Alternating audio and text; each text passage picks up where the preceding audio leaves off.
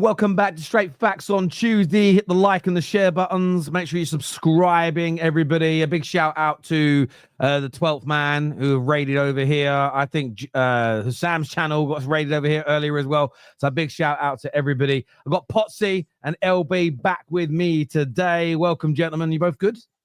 Really good, man. Yeah, really good. Yeah, all good. My team actually won at the weekend and yours didn't, innit? So, hold that.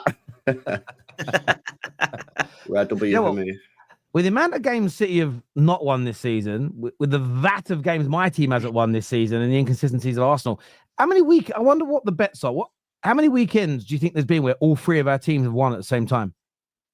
Not many. Almost none, it feels like. Yeah, probably almost not that many. I'd be surprised if there's any, to be honest. No. Yeah, It's been a weird. Cause I was going back earlier, and I was just looking at some content from like a year ago.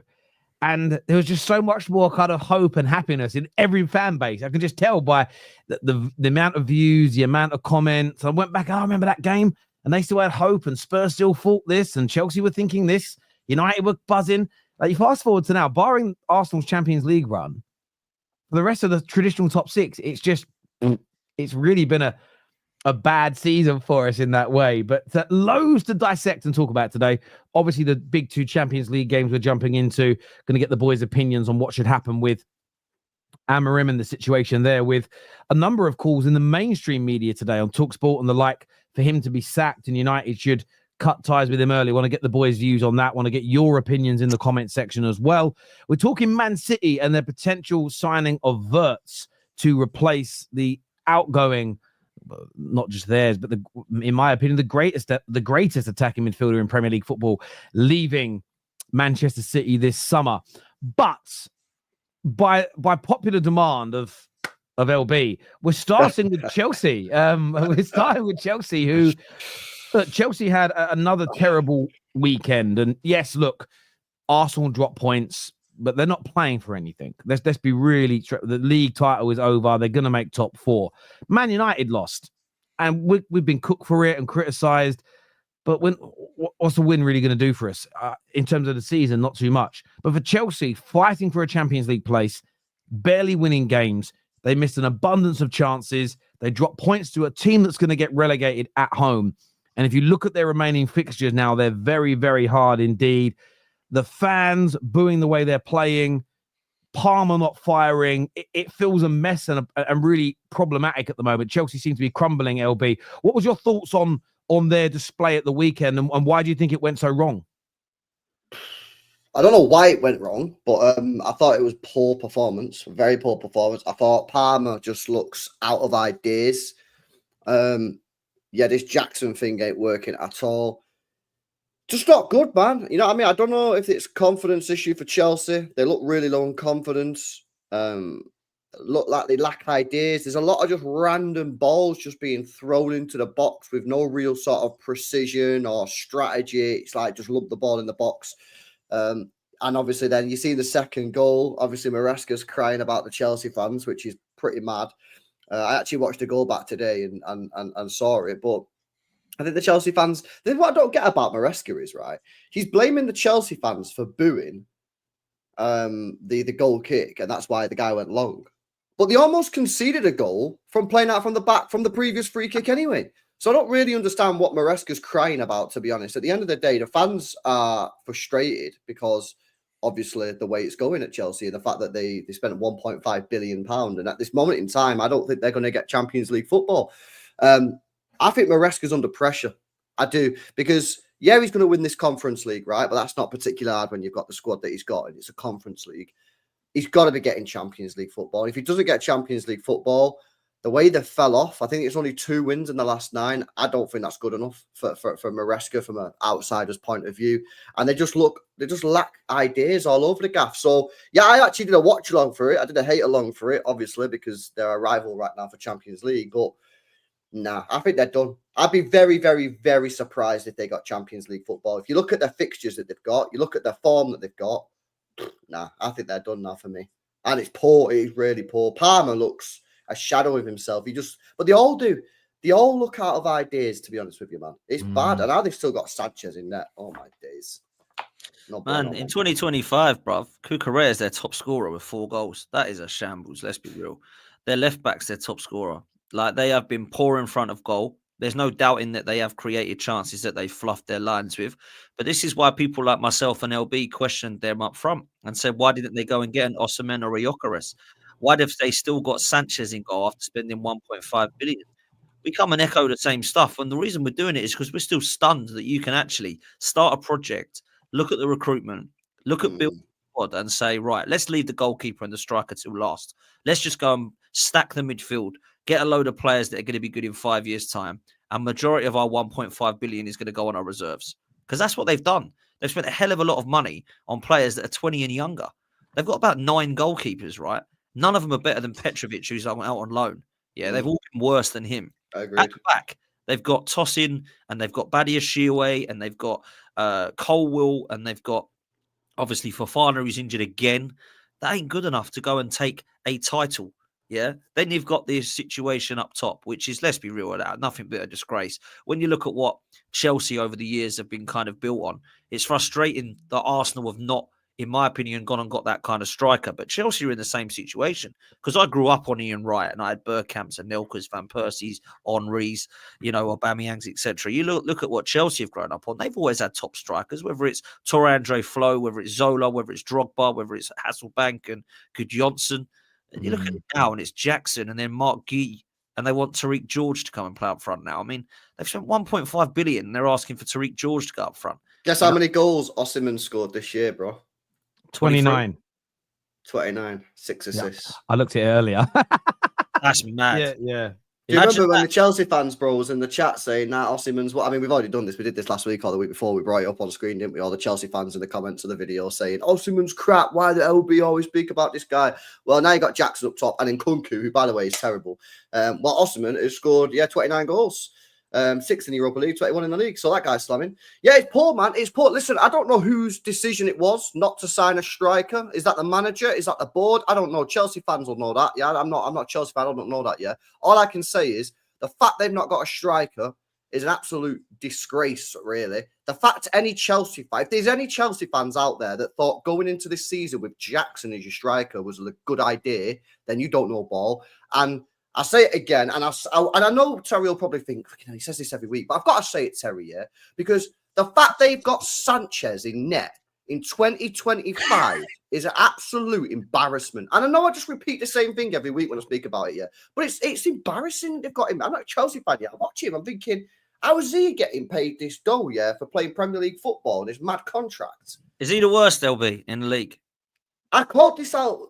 I think he is. I think he's the worst goalkeeper in the league. Genuinely do. I think he's awful. And the manager for me, I think the manager has got a lot of stuff wrong this year. I think earlier in the season when they were in a title race and then he come out and said they're not in a title race, I thought that was a big mistake because he just let the pressure off the players, which was not good. I didn't think his comments about the Chelsea fans at the weekend were particularly clever from him. To be honest with you, like you don't want to start. He needs them on. He needs them on side. You look at the difference with Amorim, exactly. and I know Amorim's made mistakes. Amorim does this thing where he's like, "I'm humble, but I don't even know why you're singing about me. I've done nothing for you." And I think the one thing I think Amorim's got in his favor, I think he knows the right things to say, if that makes sense. So it's in terms of with the fans, basically blaming. I remember Graham Potter did that, not to Chelsea, but he did it to Brighton. Where he said, stop telling the players to shoot from distance. They're probably not going to score. Keep quiet and let them keep passing. I don't think you do things like that. I think you keep quiet with those things. Definitely. I think Maresca, to me, I think, look, we say the team's not good enough. But actually, when you look at what he should be doing, he should be winning that Conference League.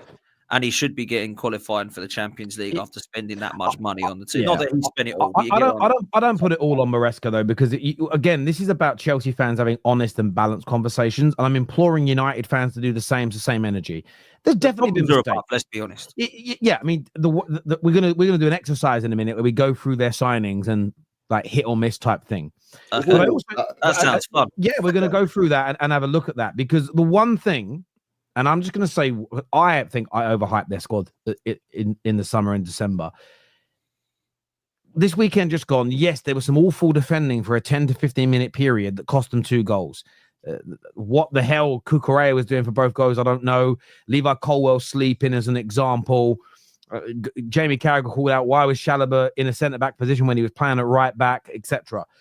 But the missed chances from the Jacksons again of this world. Yes, there were some great saves by Palmer in the first and second half for Ipswich, but they have the second worst conversion rate in the league of big chances. So they only convert 7.7% of their big chances where you expect people to score, and they've missed the most in the league at 73 of them. They've missed 73 big chances. That, for me, I'll be fair, and I'm keeping the same energy at my club. When I see Garnacho, for instance, against City, decide to volley it, then decide to header it, and then it hits his shin and rolls to Edison, that should go in. That should be a goal by the Premier League level. I don't care if you're Man United, Liverpool this season, or Southampton. I expect every professional attacker to score from that position, by and large. So I can't blame Amorim for that miss, if that makes sense. The one that Garnacho had where he got put through on goal against Spurs. I know the whole world, including every Spurs fan, and you can tell by the noise in the stadium when, it's a goal. And then he skies it over by about 10 yards. I can't blame a manager for that. And so I think Maresca needs better players. But I wanted to show you guys this. I showed it 2 weeks ago and it got shut down on. This is a revised version based on the points per game over the last 16 matches.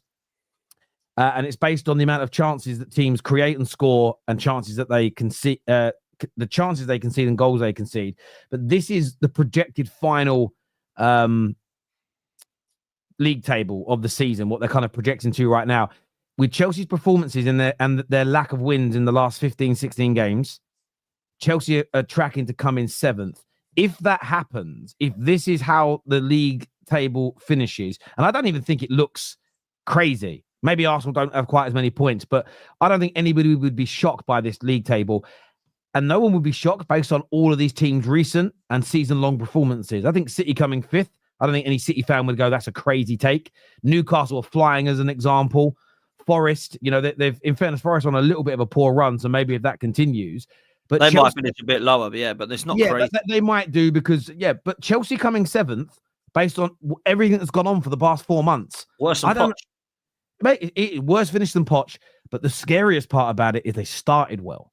And they were 1 win away from going top of the league in the middle of December. Since then, it's been 5 wins, and they haven't beaten a team above them in the form table since the middle of December. Well, you know what would be interesting to see? It'd be interesting to see what date did Maresca come out and say that they're not in a title race, even though they were at the time. Let's find out. And then look at the fixtures. Look at the fixtures from then and see if they sort of like dropped off after that. Because I don't know if you guys agree, and I don't know what the chat's saying, but I just don't think he should have said that. I don't think he should have said that. Because at the time, if you remember, as you just said, Terry, they were in a title race. He said it on he said it on Christmas Eve. There we go. He said it on Christmas Eve, right? And funny enough, that was the Everton, Ipswich, and Fulham games they all couldn't win. Funny that, because they were the only 3 they had. Remember, they had those 3 teams. It might have even been Southampton as well that they did win.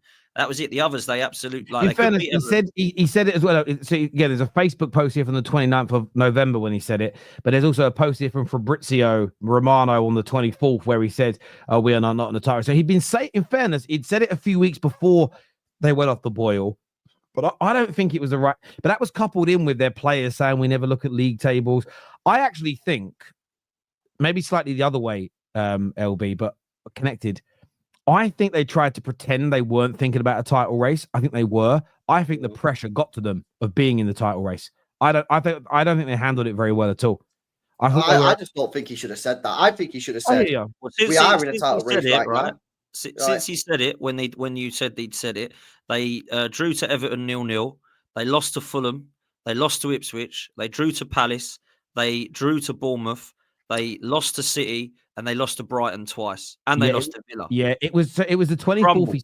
It was the 24th that he said it, and then the very next game was the 2-1 loss to Fulham. And after that game, he said, he says the headline here is Chelsea are not feeling the pressure of a title race. So even after that loss, he said that this is nothing to do with the pressure of a title race. Maybe you're right, actually, there, LB, that maybe that's just taken the sting out of the team. It's taken the pressure off, and they've relaxed a bit. Maybe, yeah. It's a silly thing to say, man. This is Chelsea Football Club we're talking about here, and it was in December, and there was in a title race. Why is he coming out saying that? But I don't think he should have said that, yeah. But at the same time, I don't really criticize Maresca that much in terms of like it's his fault, because ultimately he's an inexperienced young manager. So he's gonna get stuff wrong. He's gonna say stuff wrong. He's gonna do wrong tactics. He's gonna start the wrong players. He might do the wrong formation sometimes. Why?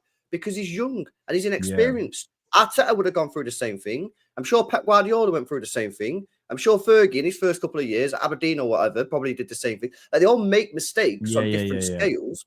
But if Chelsea, and this is why I think for me, it goes again, as a fairly obvious statement, but it goes again back to the board. Yeah, I think the way 100%. The board have handled Chelsea since they've took over from Roman Abramovich has been absolutely it's just been a disaster. I mean, look, TJD here says that is correlation trying to equate causation. No one is saying it's that statement led to this. No one is saying it's one thing. We have spoke about the lack of experience, the lack of leaders, too many young players. We spoke about individual players not being good enough, as in Sanchez, Jackson being up front, the manager being inexperienced, coupled with saying these things. So I don't think Chelsea's fall off this season. The same as if you look at the game at the weekend against Ipswich, you didn't lose points just because defensively you went asleep for 10 minutes.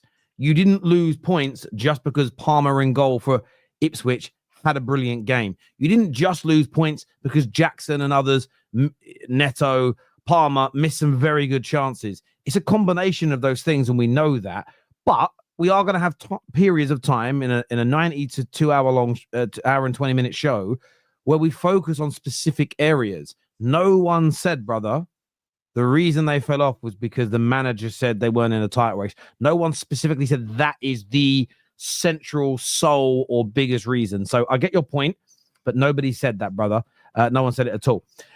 Viewers, get the like button here if you haven't done so already. And make sure you get yourself subscribing to the Terrace if you haven't done that, and get the bell notification turned on. So let's go through some of Chelsea's signings here, because for me, this is going to be an interesting exercise to work out which ones have kind of worked and which ones haven't. Sorry, I'm just put a timestamp in. So they're not in any particular order, but it's on a website. So I don't know what was that. Mihajlo Mudryk at 62 million. Flop. Miss.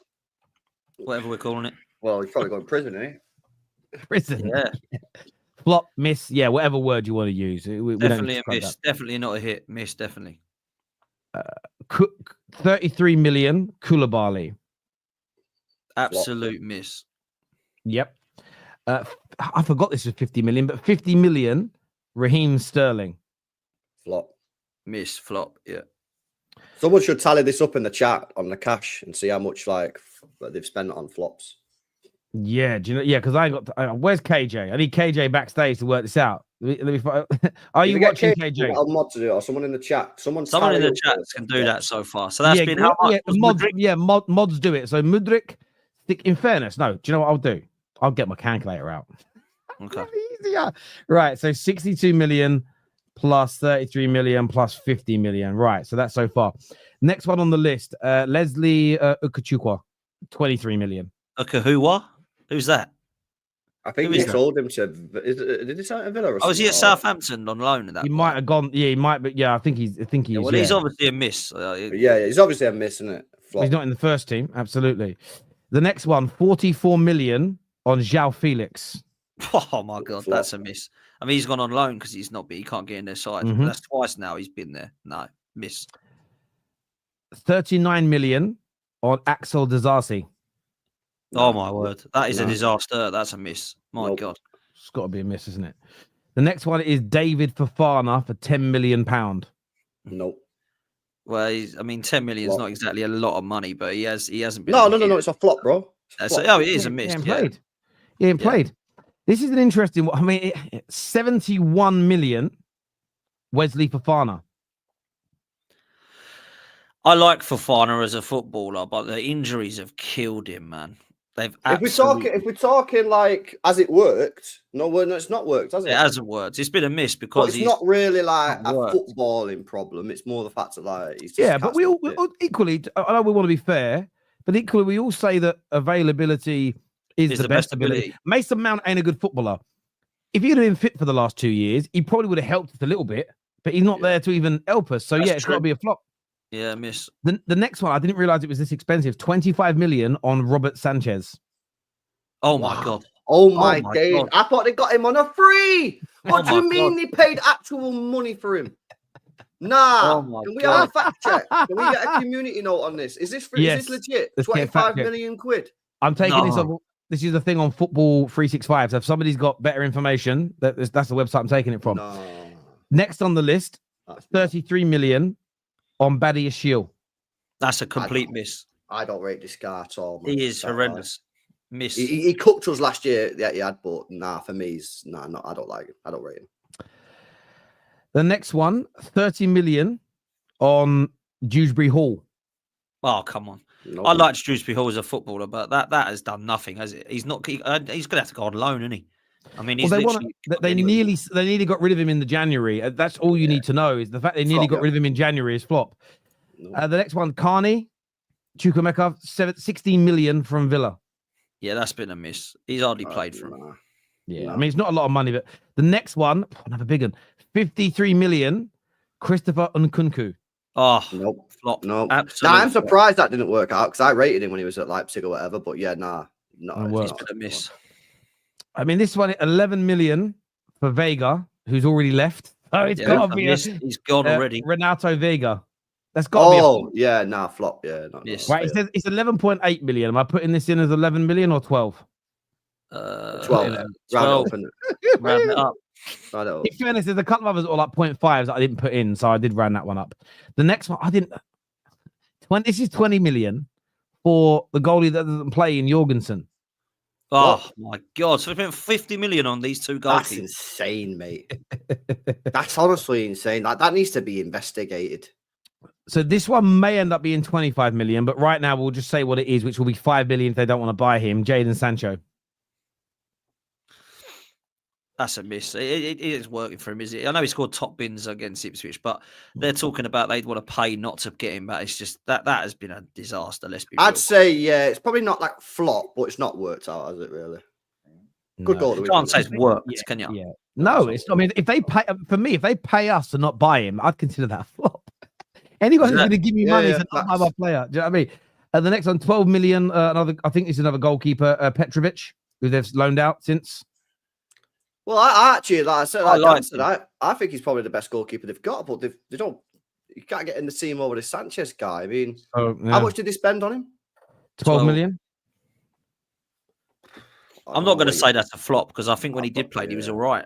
Do you know what I mean? I think I'm going to put that down as Chelsea made a mistake in not keeping him goal. So that's a Chelsea mistake. Yeah. Leave him off the list.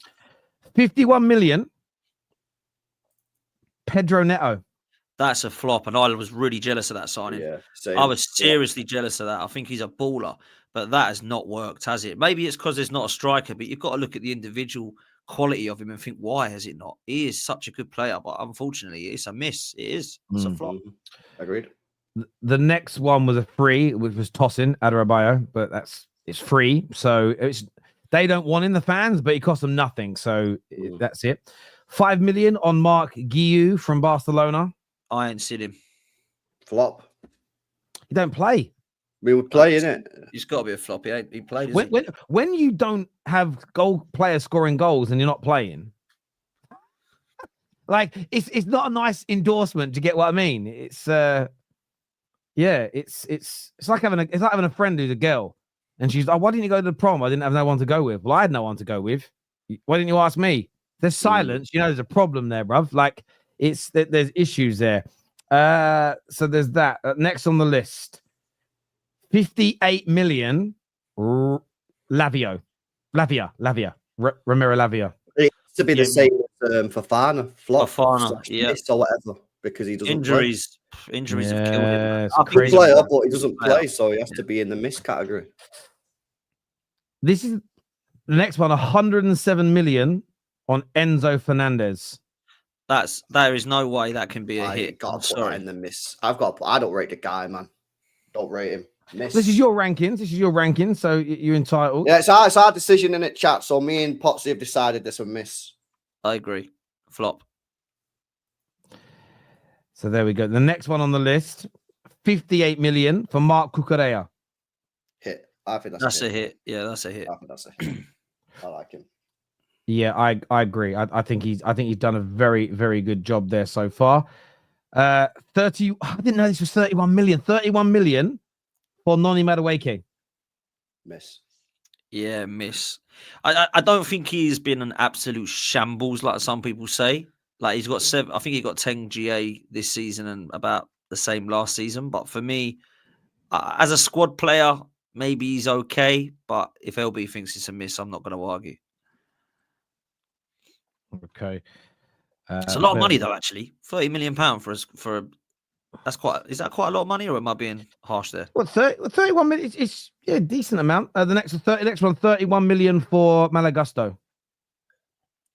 I'll say hit because I think he's a good player. I think he's done a good job. This season he's not been as good as last season, but last season he was really good. I agree.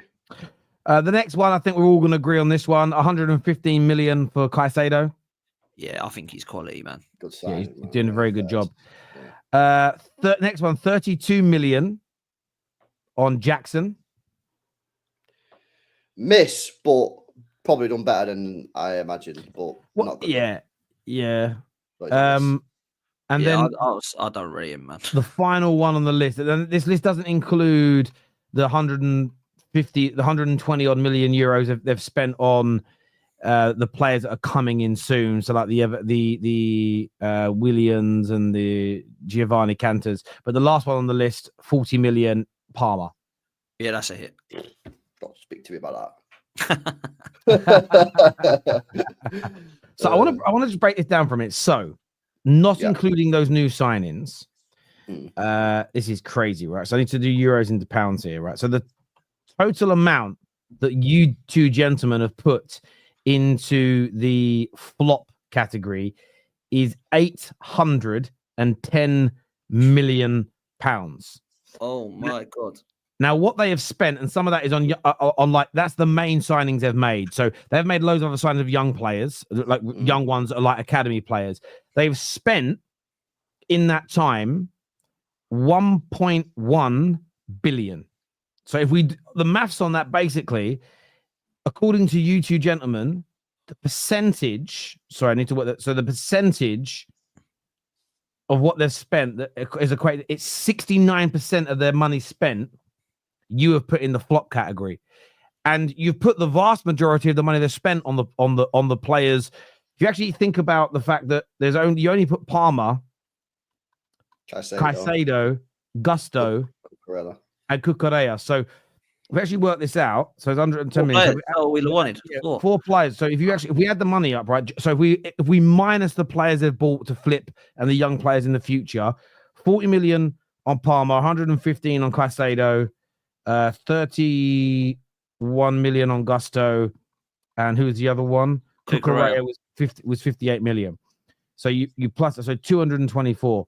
So plus 810. So they spent 1.05 billion on players. You have for their first team. You gentlemen have essentially said, in your view, 77% of them are flops. It's crazy. Yeah. I don't even think we was I don't mad. think we were harsh there. No. There's a couple of players, by the way, just for full disclosure purposes. There's a couple of players that are not the terrible players, but they have to go in the miss category because of the price. So Enzo Fernandez, if they would have paid 40 million or 35 million for Enzo Fernandez, I probably would have put him in okay category. But when you're paying 100 million for him, I'd have Lavia because injuries have killed him. That's the only reason. It's not. Lavia, he's in there. Fafana, he's in there. But I don't even think we was even that mad. You've got 2 players in there that would have brought that percentage down of the money spent being a flop if their injury issues weren't. The only other two I'd say that maybe we're harsh if you're looking at it as a squad players. Jackson and Madueke might be okay backups, but they ain't starters for me.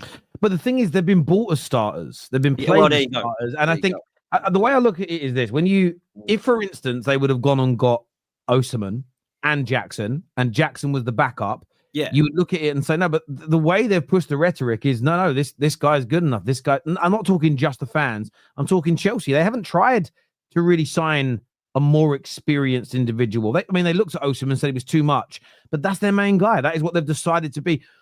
Look, Rasmus Højlund wasn't ready to be our main number 9, but the club made a decision to spend the money, give the wages, give the shirt number and the position in the squad to him.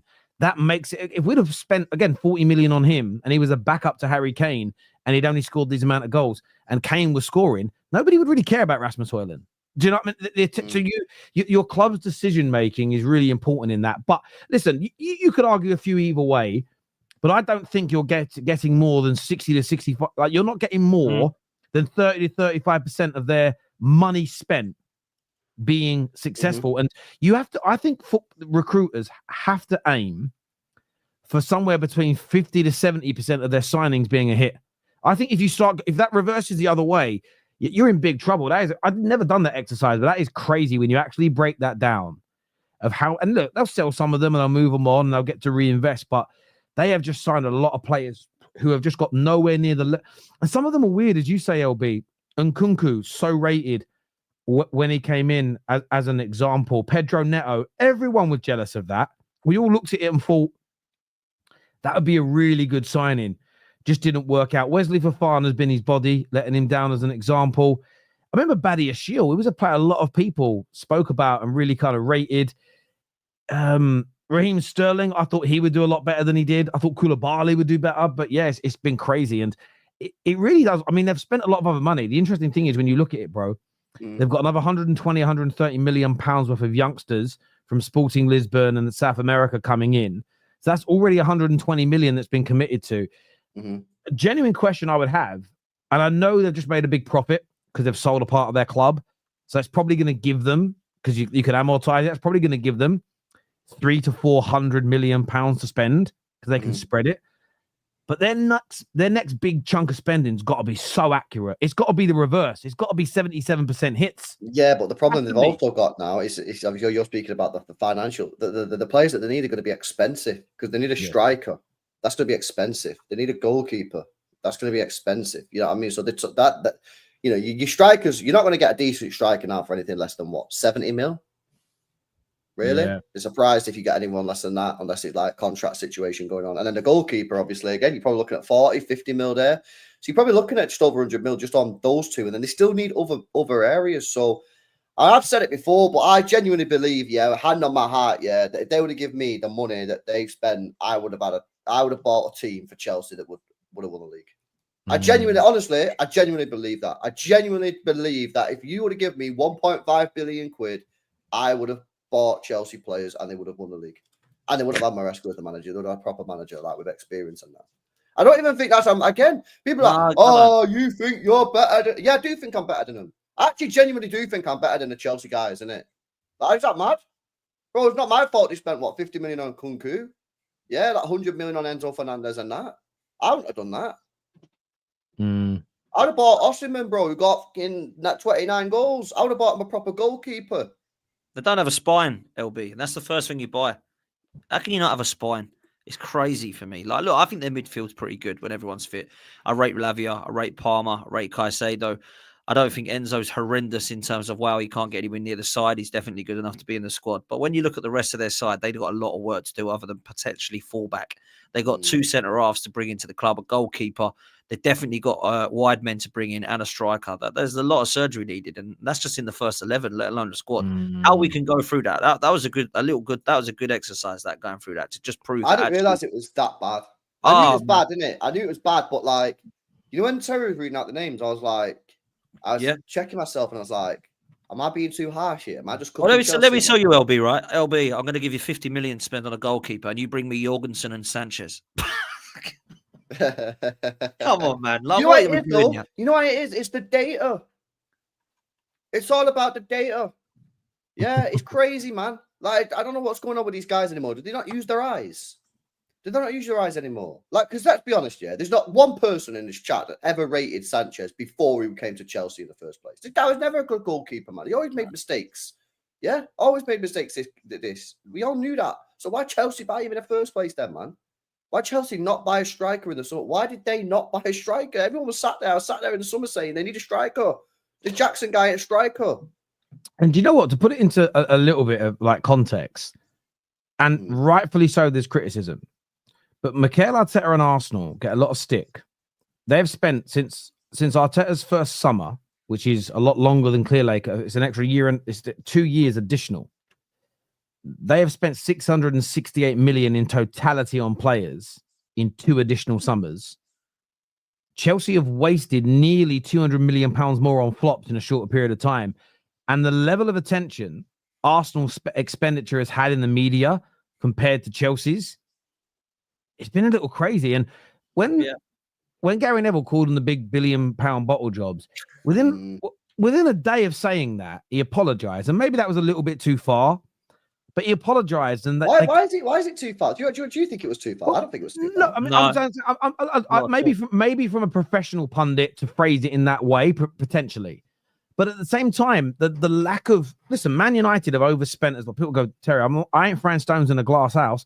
I'm very lucid in my thoughts when it comes to the money my football club has wasted. I've never bemoaned the money that the Glazers sanctioned us to spend in the last 12 years. I've complained about the poor level of what we spent it on. And when you think of the scrutiny that you both have put on Arsenal respectively, which the media have done, rivals have done, you have spent nearly £200 million less than what Chelsea have spent on flops in 2 extra years. And I just think that is, and that's why a lot of Chelsea fans, and I think they're right, Maresca needs criticism. Certain players have got to go. But one of the biggest reasons that they're looking like they're going to fall back this season, one of the biggest components as to why they haven't progressed enough in the last 3 years, is they have bought their recruitment, just like many other big teams, like my club, Man United. The recruitment has been shocking. And it doesn't matter what coach you've got. You could have Pep Guardiola. I know you love Pep, LB. I think he's brilliant. But Pep needs the right players. It's why he went from Joe Hart, Bravo, to Edison in the space of 2 summers. Not because he's a crap coach, but because he knows you can't get blood from a stone. You can't do it. Doesn't matter how good you are as a coach. If you need better players, you need better players. Pep, Fergie, Paisley, no one could turn your current midfield at Chelsea, at City, back into what it was a couple of years ago. You can't reverse the aging of Gundogan as an example. You can't make Núñez as good as Rodri, no matter how many drills, no matter how many times you make him sprint around, no matter how many times you make him look at a tactics board. There's every coach is limited to how far you can improve an individual. You can't take a boxer and turn him into Muhammad Ali if he doesn't have that about him already, in my personal opinion. And I think for me, that's why the Chelsea fans protesting about their sporting directors. That element is right. They have bought so much shit. Yeah. It is unfucking. They're like, you got like hoarders. They're like hoarders. Just loads of money being spent on pure shit. And how do I know this? By looking at it. Man. I like that. It reminds me of my football club. We just did it over a longer period of time, but it was the same thing. It was like that old man who goes down the market and spends all his pension on a load of old shit that he doesn't fucking need. And now that it's cold and you've got to turn the heating on, you got no money to pay the bills. And that's what Chelsea fans have got to keep pushing for better recruitment. It's not even a dig. It's not a dig. It's the truth, I think. I doing that exercise with you, just again, it was more like eye-opening. I hadn't ever done that. Yeah, it was. It really was. Really it's crazy. Was. Well, the thing is, what you're going to get is you're going to get a lot. You're going to get this as well from the chat. You already are getting it. Oh, Man United, what have Man United done? We're not saying Man United are not the same or similar. Yeah, we'll come on to United and that in a bit and cook them, innit? But now we're cooking Chelsea. This is Chelsea's section. We're cooking Chelsea. We're explaining why Chelsea are rubbish. But we know Man United. But on Man United, because it's a great segue, this is one of the reasons why I'm not turning on Amorim just yet. I'm not saying he hasn't made mistakes. He hasn't had a preseason. He's had one player bought for him. But one of the reasons we're struggling is we're trying to change the way we play football. But we're doing it in a squad that's been awful and unbalanced for years, where the recruitment has been shit, which is why for years, go back, anyone saying, what about United? Go and look at forget any other Man United fan out there.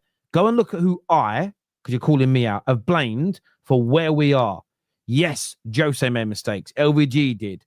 Some players were not good enough anymore. Ollie made mistakes and wasn't a good enough coach. Ten Hag got things wrong. Absolutely.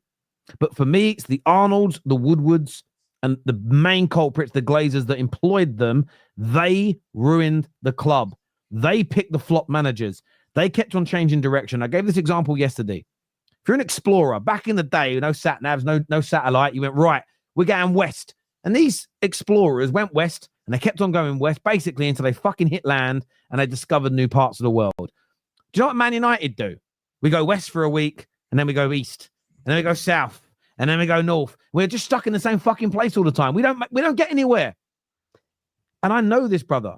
It's why I'm not turning my back on Amorim, because what I want us to fix, the most important thing to fix, is to build a high quality, balanced, powerful, functioning squad.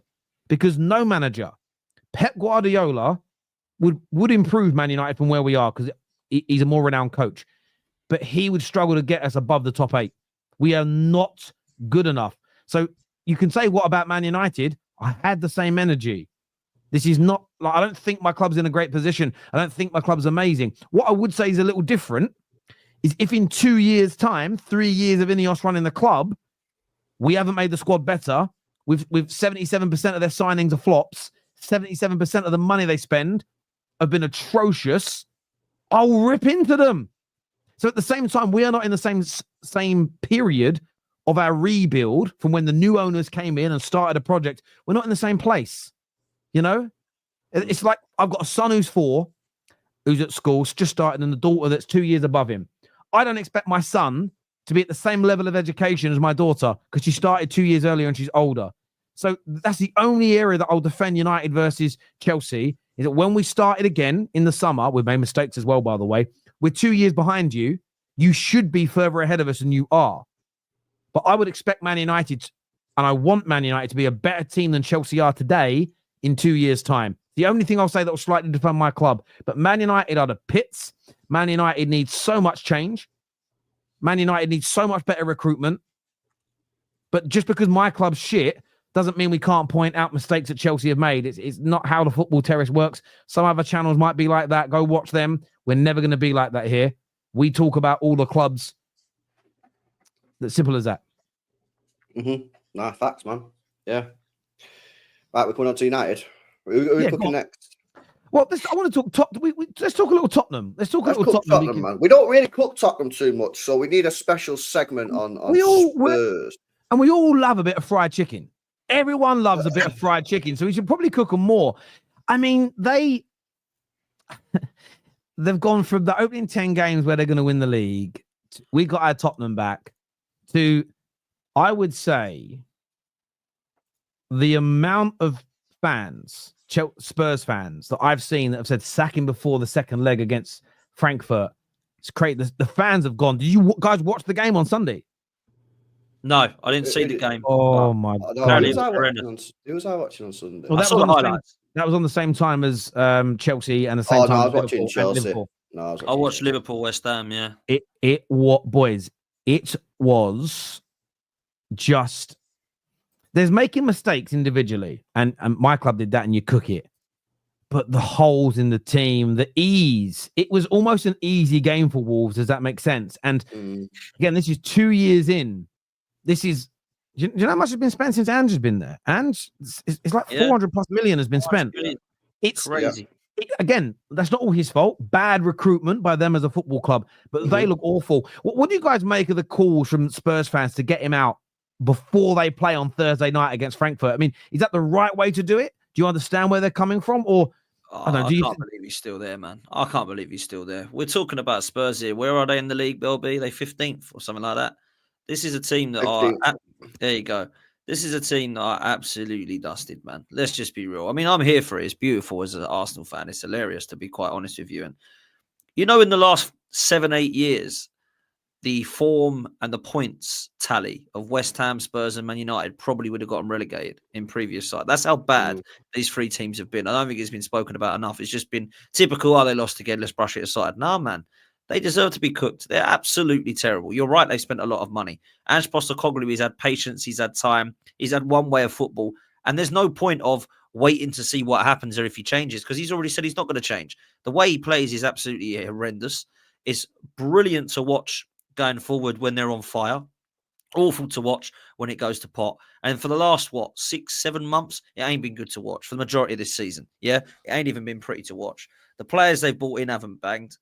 I get told every time we play them, call combined 11s. Oh, combined 11s. We're going to put Porro in instead of Timber. And we've got Van de Ven, who's better than Saliba now. And Romero, who was a bozo again, funnily enough, at the weekend. He's better than Gabriel. And all our left backs are better than yours. And we go for every single position. And we have a fight about why Basuma's better than Rice. And we have another chat about Bentancur being better than Partey. And the list goes on. And then you look at the team and you think, actually, it's not that great, is it? Like, is it all right 11 when everyone's fit? I quite like Kulusevski. I think Maddison's all right on his day. We know Solanke can score goals, but isn't consistent. Son might have lost his legs, but has been unbelievable for them for the last decade. But let's just be real. What they're doing at the moment is a mess, man. It's an absolute mess. And I don't think they're good enough. I think they're a shambles of a club. I think they're an embarrassing fan base. I think they've got an owner who's turned them into a tourist attraction. As a businessman is class, but as a football club has destroyed it. And if I'm honest with you, I don't know why anyone would support Tottenham Hotspur. I actually just think they should just fold the club and become an NFL team, if I'm honest. If that's what they want to do, go and be an NFL stadium, go and do some nice concerts for Beyonce. Why would anyone want to support Tottenham? I think, honestly, you should ring like child abuse if their parents are saying support this football club. Like, it is absolutely shambolic as a football club. And I can't stand them. And if I'm honest with you, I don't know why. Anyone would get excited. What have they got to look forward to? What is the point of Tottenham Hotspur? That's what this is what I was asking. Who was asking this the other day? Edgy. I was asking. Yeah, this is the question. Yeah, that I'm saying to this. Yeah, it's like what, and like it's pretty mad. Yeah, because I know it sounds proper bad in it for like Spurs fans to think we're actually just genuinely ripping them, but I'm actually not. Like, I look at Spurs, I think, what is the purpose of Tottenham Hotspur with this ownership? Because they are not interested at all in winning anything. Yeah, proof. Give me proof. They sacked Mourinho 1 week before the final. And if Pep Guardiola, name one manager who Pep probably don't want to play against in a one-off game in the final, Mourinho's up there, isn't he? Sacked him a week before. Yeah, this guy don't want to win. Ange, how have you still got? Look at this comment. Ange, that I don't know about that. I think that's class. I think that's bait, man. I think that's bait. Surely it is, man. Yeah, I the only reason I can imagine he's still got a job is because he said he's going to win a trophy this year, and if they sack him now, he'll go in the press. He'll be like, "I want to win the Europa League." Whereas if they don't win the Europa League, they can sack him and say, "Well, it's been the worst season we've ever had in the Premier League, and you said you were going to win the trophy, and you didn't." Like, it's fully justified. I really, really don't understand how any Tottenham fan now can be anging, because it's not as if like when Arteta was at Arsenal, like they finished 8th or something. Like, that's bad, isn't it? But you're 15th. That is insane. I'm looking at the stats of Spurs, every single league finish in the history of the game. Yeah, this is literally the worst Premier League record they've ever had. They've lost 17 games already this season. They've only lost more than that a few times. They lost 19 in 2003, 2004. So they're only 2 off that. There's still 6 games to go. And then they lost 20 back in 1992. However, correct me if I'm wrong. I was not alive then. I'm pretty sure that was when it was more games in it that year. It wasn't 38. I think it was like 40. Is it 42 or something? So yeah, he's probably going to break that record as well. He's like statistically the worst manager potentially they've ever had. I don't know. I've not done the full maths on it, but I'm looking at the stats and I'm struggling to find a manager that's worse than him. Well, yeah, I mean, it's one of the worst I've seen in their history. And like we said earlier, it was what did they spend? So that's 272 million and 175 in the summer. So they were looking at 300. We're honestly looking at like 350 odd mil has been spent.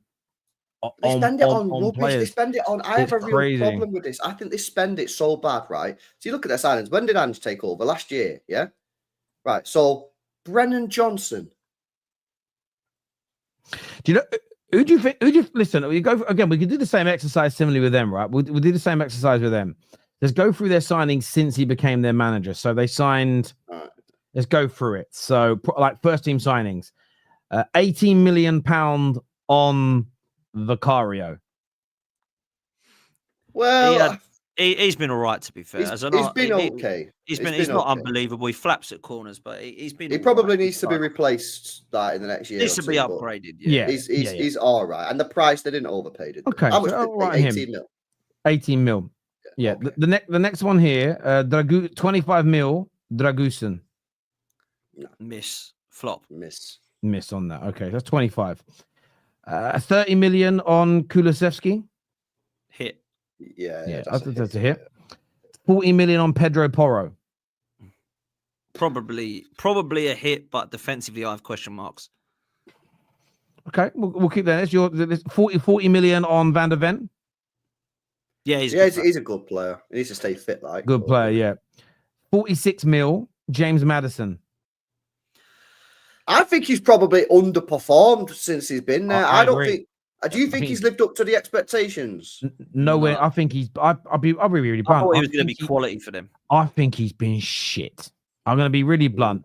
This is the player, by the way, that people were like, barring KDB, better than every other attacking midfielder in the league. Yeah. And he has been nowhere near. No, he had a good a good first few months, and then he did that. He's burped. He's been shit. Next one, 55 million, Brennan Johnson. Nah. Oh, absolute flop. I agree. Let's go through some more of these individuals here. Lucas Bergvall, 10 million. He's a good player. I'll give you a he's a good player. Yeah. Let's have a look at some more here. They spent 16 million on a new goalkeeper, Kinksky, who can't get in the team.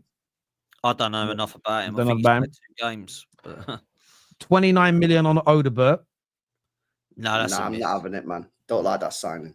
Nope. 41 million on Archie Gray. He's been good, to be fair. Yeah, but it's another signing that's like, I'm going to put him in the no. Not a flop, but I'm putting him in the no. They shouldn't have signed him. 64 million on Solanke. Nah, that's a miss. Nah. Yeah, that's been bad. So again, that adds up to 219 million. Okay, that's 290 million out of the 350 mil that's been spent on players since you've been. Again, that's a 62% flop rate. Not as bad as Chelsea's, but it's not good. It's not good. What I don't get about Spurs is, right, Spurs are a top 6 side, yeah, like top 6, right, yeah. Obviously, we might have to have conversations about that soon, innit? You know what I mean? Hopefully my club don't get relegated 115, because then we might have to have conversations about my club as well, innit? Hang on, if you get relegated, you're automatically out the top 6, bro. I'm just pointing that out to you. Like, we don't even need I don't even get like a separate trial. Bro, it's if you get relegated and you get stripped of those titles, it's not even a conversation. It's banished, and we have to. I can't even defend my status as a top 6. No, you cheat. You can't defend it. Right. Okay. Understood. And you're gonna have to come on into the disguise like, with a wig. We have to call you like MB or something. I mean, come on to someone new as a Brentford fan. I don't know, something like that. No. But you know what it is with Spurs, right? They're a top 6 club in it, yeah. But like, when was the last time they actually signed like a player that you went, damn? Like City signed Haaland, City signed these players, yeah. Arsenal signed Rice a few years ago. Like United, even though they've been like horrific, they've still signed players like Pogba. They got Zlatan. I know he was at the end of his career, but like Di Maria, Falcao, they still got all these players. Liverpool, Van Dijk. They tried to spend money on obviously Nunes, but turned out to be a bit of a flop. I don't think they ever have. When you've got. So the question is, why? Jurgen Klinsmann is the only one I can think of, top of my head, where I go, that was a player. Well, that was a player when everybody said top player. Yeah, but they don't do that anymore. But I'll tell you why they don't do it anymore, yeah? Because they want to buy players for resale value. They want to buy the young players. They want to buy the Odeberts. They want to buy the Archie Grays for 30, 40 million quid. Yeah, and then hopefully they'll have a good season, good couple of seasons, and then someone will buy him for a year later for 100 mil. That's all they're interested about. They're not interested about buying proper talent, yeah? Solanke, he's had one good season in the Premier League. One. Yeah, that was a bad boy, that was. Bad boy. For that much money. They don't go out and sign players that, like, are guaranteed to, like, take them up a level or, like, big names. They're always just... They are always just in the chat there, LB, right? They've spent 100 million on Solanke and Gray. If I give you 100 million and you come back with them two, Let's be real. Come on, you've got to be able to do better than that. Surely. Gray is I like Gray. Gray's a really talented player, but most of this season, they've played him out of position in centre back. That's the sad part for him. Like he's not even playing. But is that really the player that they should have been signing though? No, I listen. I look at him as a kind of player that. Let's look at Man United this summer. So I want the Spurs fans to know my energy is the same. I want us to go and get my dream list here. Let's go and get Gyökeres as an example. Let's go out and get Costa in goal, or a really good goalkeeper. Let's go and sign an Osimhen. Then I'm happy with maybe the third signing that you get an Archie Gray, someone that's partly for the future. Then you go out and you get an Edison for the midfield, and then you go out and you sign another young player that can go in the 10. That is how I think you do it. I think you have to have a mixture. I like signing young players. Man United have done it the entirety of my life, but it's the mixture. For every young 18-year-old, like a Rooney or Ronaldo Fergie signed, he also went out and got Teddy Sheringham's. He also went out and got Van Persie's. He also went out and got players we even loaned for 5 or 6 weeks before, and very old, but still very talented, Henrik Larsson, to fill a hole because we know we needed some experience. It's about balance. And no team. And I remember when Man United had a really young squad about 5-6 years ago. And this is when Sky did proper punditry. And Gary Neville was looking at it. And the question on Monday Night Football was, will this team develop like your young team did, the class of 92? And Gary Neville said something, probably the best bit of insight he's ever given. He went, you never know how good young players are going to become. Some are really talented. And Arsenal remember this example. When they got Francis Jeffers, the hype around him was the same as a young Rooney. The hype was massive. There was talent. He petered out. So for every Rooney, there's a Francis Jeffers in that example. But the difference was that Gary Neville went, the problem these young United players have got, the McTominays and the Rashford, he went, there's barely a core. He goes, what we had was, we had Bruce, Pallister, Ince, Cantona, McClare.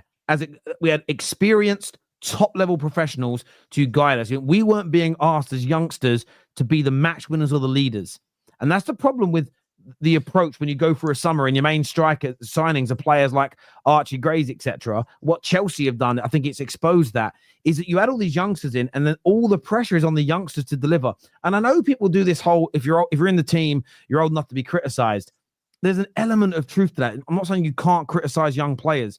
But again, when people say, if you're in the team, you should be criticized like you're an experienced player, show me the examples of young players being the talisman, the leaders, and the spine of a team, and show me where that's been successful. For whatever argument you want to make about you should treat Archie Gray the same as you would a 30-year-old Champions League winner that you sign, show me the examples of where what Chelsea has done and or buying like Spurs do has yielded consistent results on the football pitch that have led to trophies. Show me the examples. And that, for me, is the argument that I've gone back to more and more recently. Show me the examples of where what you're asking for has worked. And I think all football fans have got to look to this. Sometimes I'm right and sometimes I'm wrong. All three of us do that. But I think an exercise we should all undertake when we're giving opinions publicly on football is what I'm asking for. Where is the examples of that working? And if you can't find any or think of any, if the only place you can find where it works was, if you're Spurs and what you're asking for, the only club where it worked for once was Real Madrid. It's a shit example. You ain't Real Madrid. You ain't got the money or the pull for that. You've got to think realistically sometimes. And I don't think we do that enough as fans. And Spurs, I'm sorry to say this, probably are the most delusional fan base in England. This was a club who were bigging up this manager after 10 games and talking about new Fergie. Bigging up articles saying they're not Spursy anymore. And there were a few Spurs fans like Patrick, big up yourself if you're watching, Paddy, who was like, I ain't buying into this. I just don't feel right. But there were so many that got so gassed and taken away with it. And to be honest with you, my club's in the mud. But at least I ain't Tottenham. That's the way I look at it. Do you know what I mean? It's awful. My dad's going to disown me now, but fuck it. By the way, I've heard some Spurs fans use injuries as an excuse. Injuries don't take you to 15th in the league. Yeah, they might take you from 4th to 5th, from 5th to 6th, 6th to 7th. They're not. If you're using injuries as an excuse for being 15th, then nah. Yeah. No. That ain't right, man. Arsenal Avenger here. Yeah, Van der Vaart was a good signing. You are right. Van der Vaart was a very good signing. That's a good shout, to be fair. That is a was great very, very shout, good. actually. And this is also, I would say this. I don't think just sacking Ange fixes Tottenham. I will say that to Tottenham fans on a level. Again, don't be delusional. He isn't good enough, but yeah. My football club has a lot of these fans that just think sacking a manager means you're going to get better. That means that tells me you're ignoring. That only actually works by and large at fairly well-run clubs that have. I was talking to Wolves fans yesterday who are sort of sick and tired of being used as an example of, well, look what sacking and replacing a manager did for them. And they'll all tell you, and I know this because I work very closely with Wolves in my job before I left to do YouTube full-time, what they have built internally, the types of players they try to sign, the technical level they look for. Yes, Gary O'Neill didn't have them playing very well, but they didn't expect it to take a new manager 2 or 3 years to turn it around because they have a kind of process in place. Does that make sense? They know what the players they sign are capable of by and large. They actually sign with quite a good success rate. Equally, they're not trying to sign players to win them the league because they know their standing in the game. They know the income they have. They know the limitations they have in that regard. It's never just about sacking managers in the modern day game. It's about how well run your club is.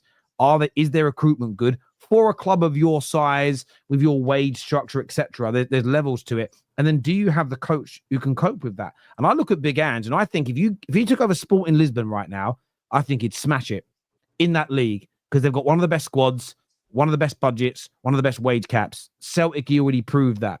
I think he'd do a good job if he took over at Bayern Munich.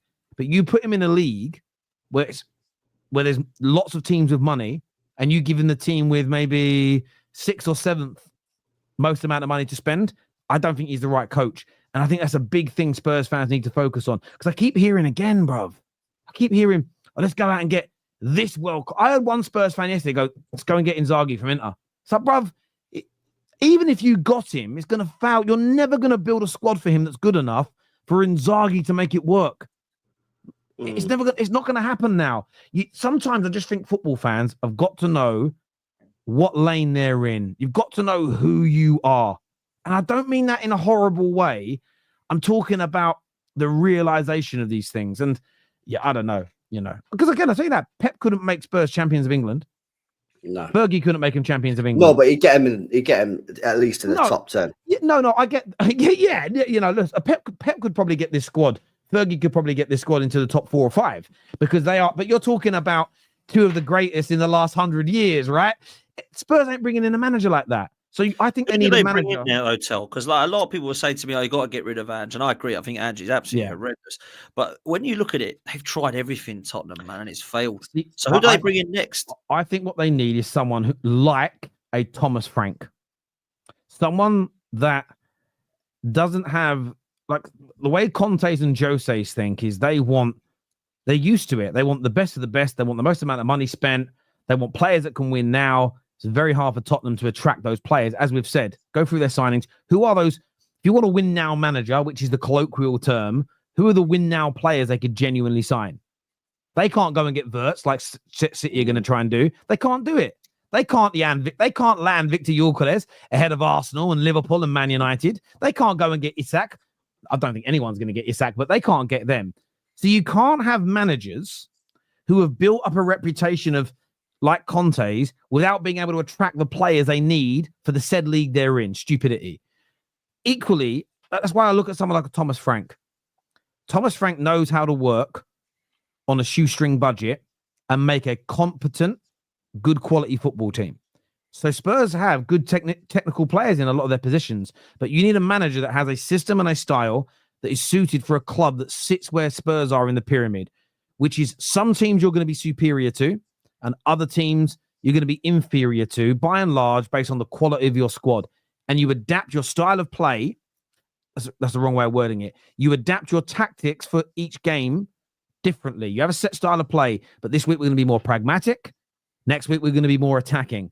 What Spurs have done with Big Ange, they've got someone in who likes to go all guns blazing and attack. What you need for that is a squad that just has superior players in the majority of the teams you're coming up against for it to work. That's why they keep getting... They remind me, imagine Amir Khan and his pomp just going out and swinging punches and not moving his chin. You're going to get knocked out.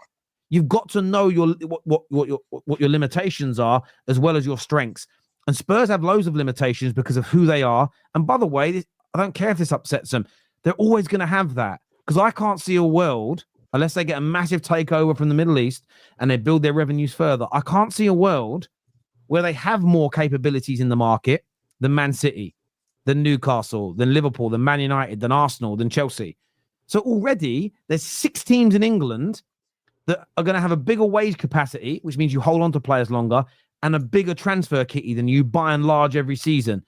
So how can you have a manager that needs the best of the best to be successful when you're already that far down the pecking order? They just have to be sensible, and the fans have to learn to be humble and know who they are. So going back to what Dan started this topic on, if you're a Spurs fan, what are you looking at in terms of the future?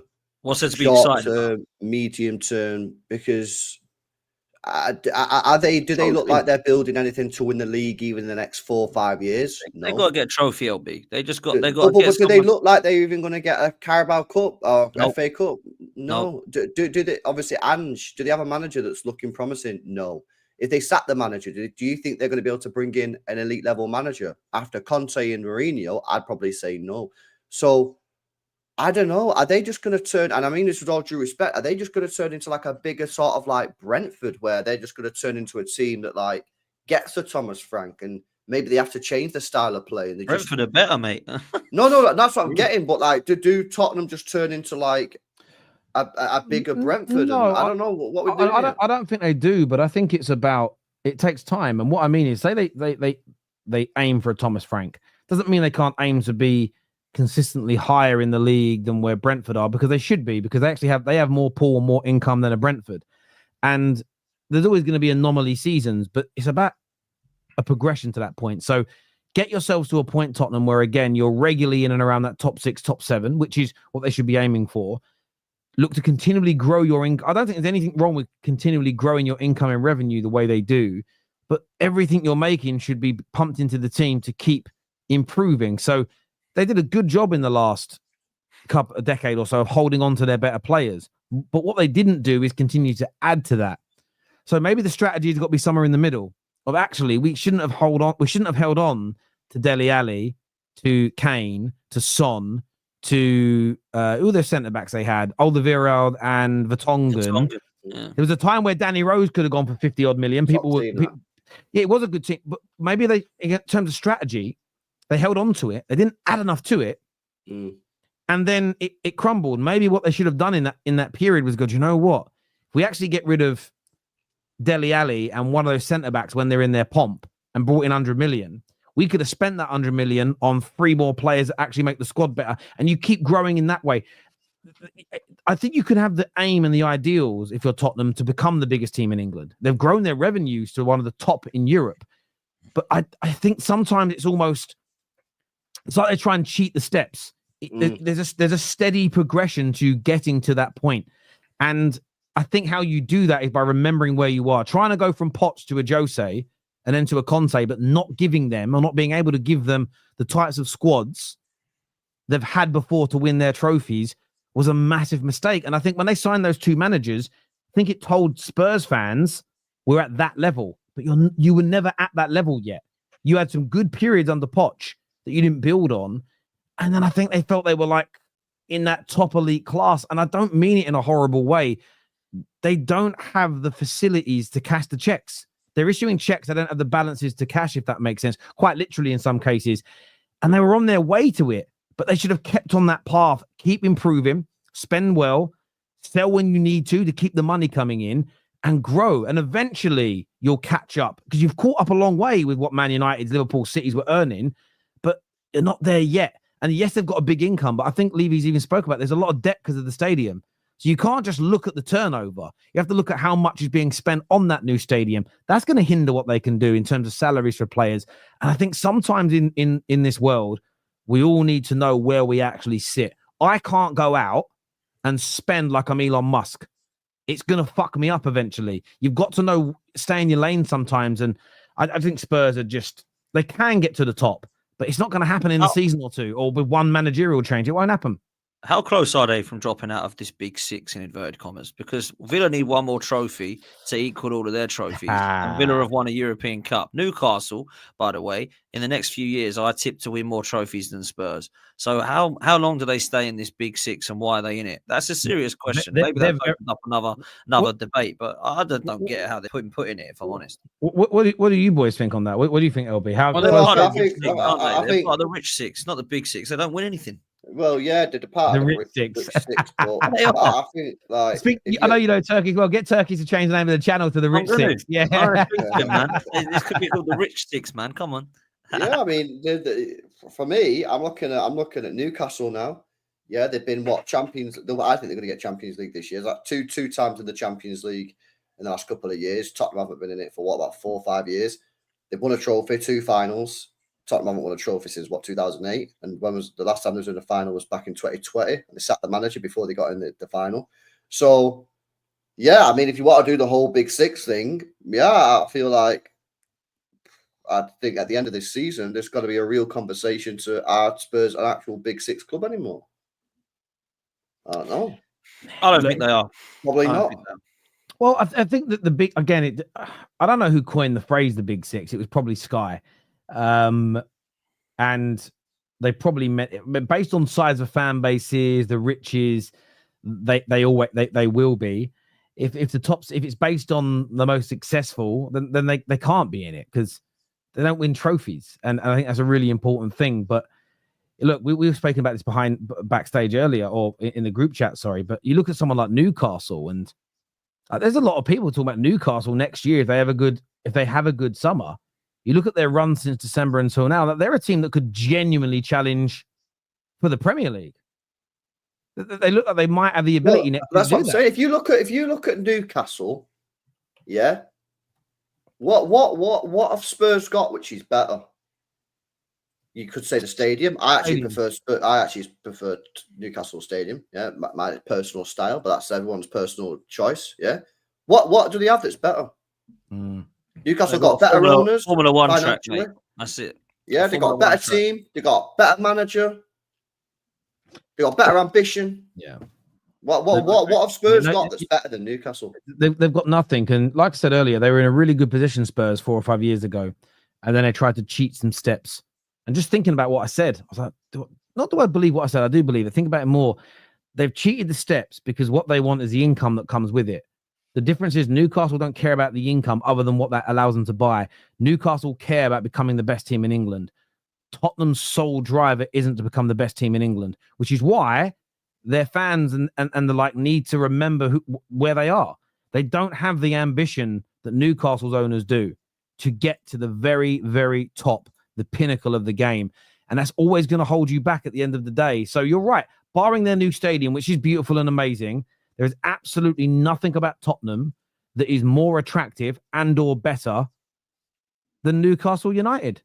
It's absolutely. Now, if I had a son that was offered the chance to go play for Spurs or Newcastle, I'd say go play for Newcastle. That was where I would be sending him. It would not be Tottenham.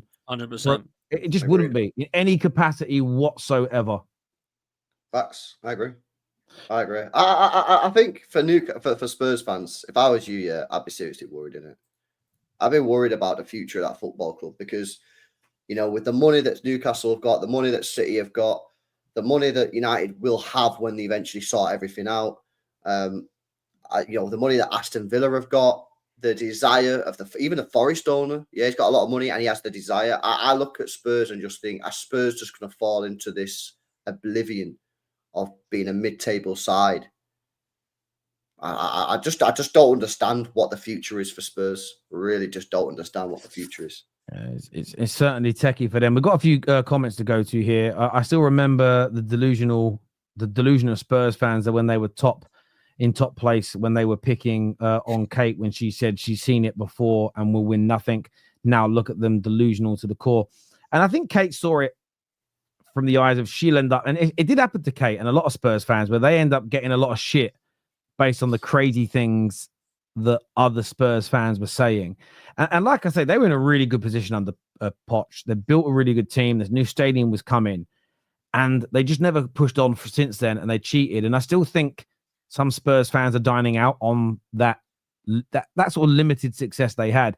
They have to get back in their box, know where they are, understand the limitations they have. One, financially compared to their rivals, and secondly, the ambition that your club has. And I actually think Spurs fans will be in a happier place if they do that. And do you know how I know that to be true? My dad, not that he has people, he doesn't think that Spurs are going to become Real Madrid. He doesn't think they're going to become Man United, like as in what we've achieved. He doesn't think they're going to get to where Liverpool are now, because he knows what Levy is. He knows where the club is. He just sort of hopes they win games and play nice football. And that isn't because he has no ambition as an individual. My dad's right when he said this. He's like, me sitting at home having ambition at 70 years of age will not make the club better. It's a really weird. You've been a City fan your whole life, LB. Let's go back to 2008, and we'll change history because Sheikh Mansour's buying Tottenham, not Man City. If I then said to you in 2008, LB, I want you to push for the same standard Real Madrid and at the time Man United had got, and City will get there, you'd have called me a fucking idiot. you'd have called me a fucking idiot, because without that ownership change, you wouldn't be where you are now. And that's it, but it's the truth. Chelsea, I don't think, would have achieved what they had without Roman coming in. So the only way it changes for Spurs, if they sell to the Qataris and the Qataris pump every penny they can into it, then we have a different conversation. But whilst Daniel Levy is at that club, you can protest, you can have high standards and do what Henry does and kick chairs on camera. None of that will fix the football club. None of that will make you the new Liverpool, the new City, the new Man United, the new Chelsea, or Real Madrid. You can be as angry as you want. It will do zilch whatsoever. And I think that some banter Arsenal when you beat them, banter United when you beat them, but I still think you should know your role in football, by and large, on a whole. I think you should, and you guys don't. You get too carried away, then you get crazy angry. And it's like, what are you angry about? This is 17th ain't your level, by the way. You're better than where you are in the league, right? 100%. How long until Spurs and United become irrelevant? I don't think Man United would need to be out of the Premier League for the best part of 2 decades to become irrelevant. I think we're that big. I think Man United and Spurs are on different stratospheres. We're irrelevant in terms of title conversations, but Man United got beat by Newcastle at the weekend, and I checked the back pages of 16 different newspapers.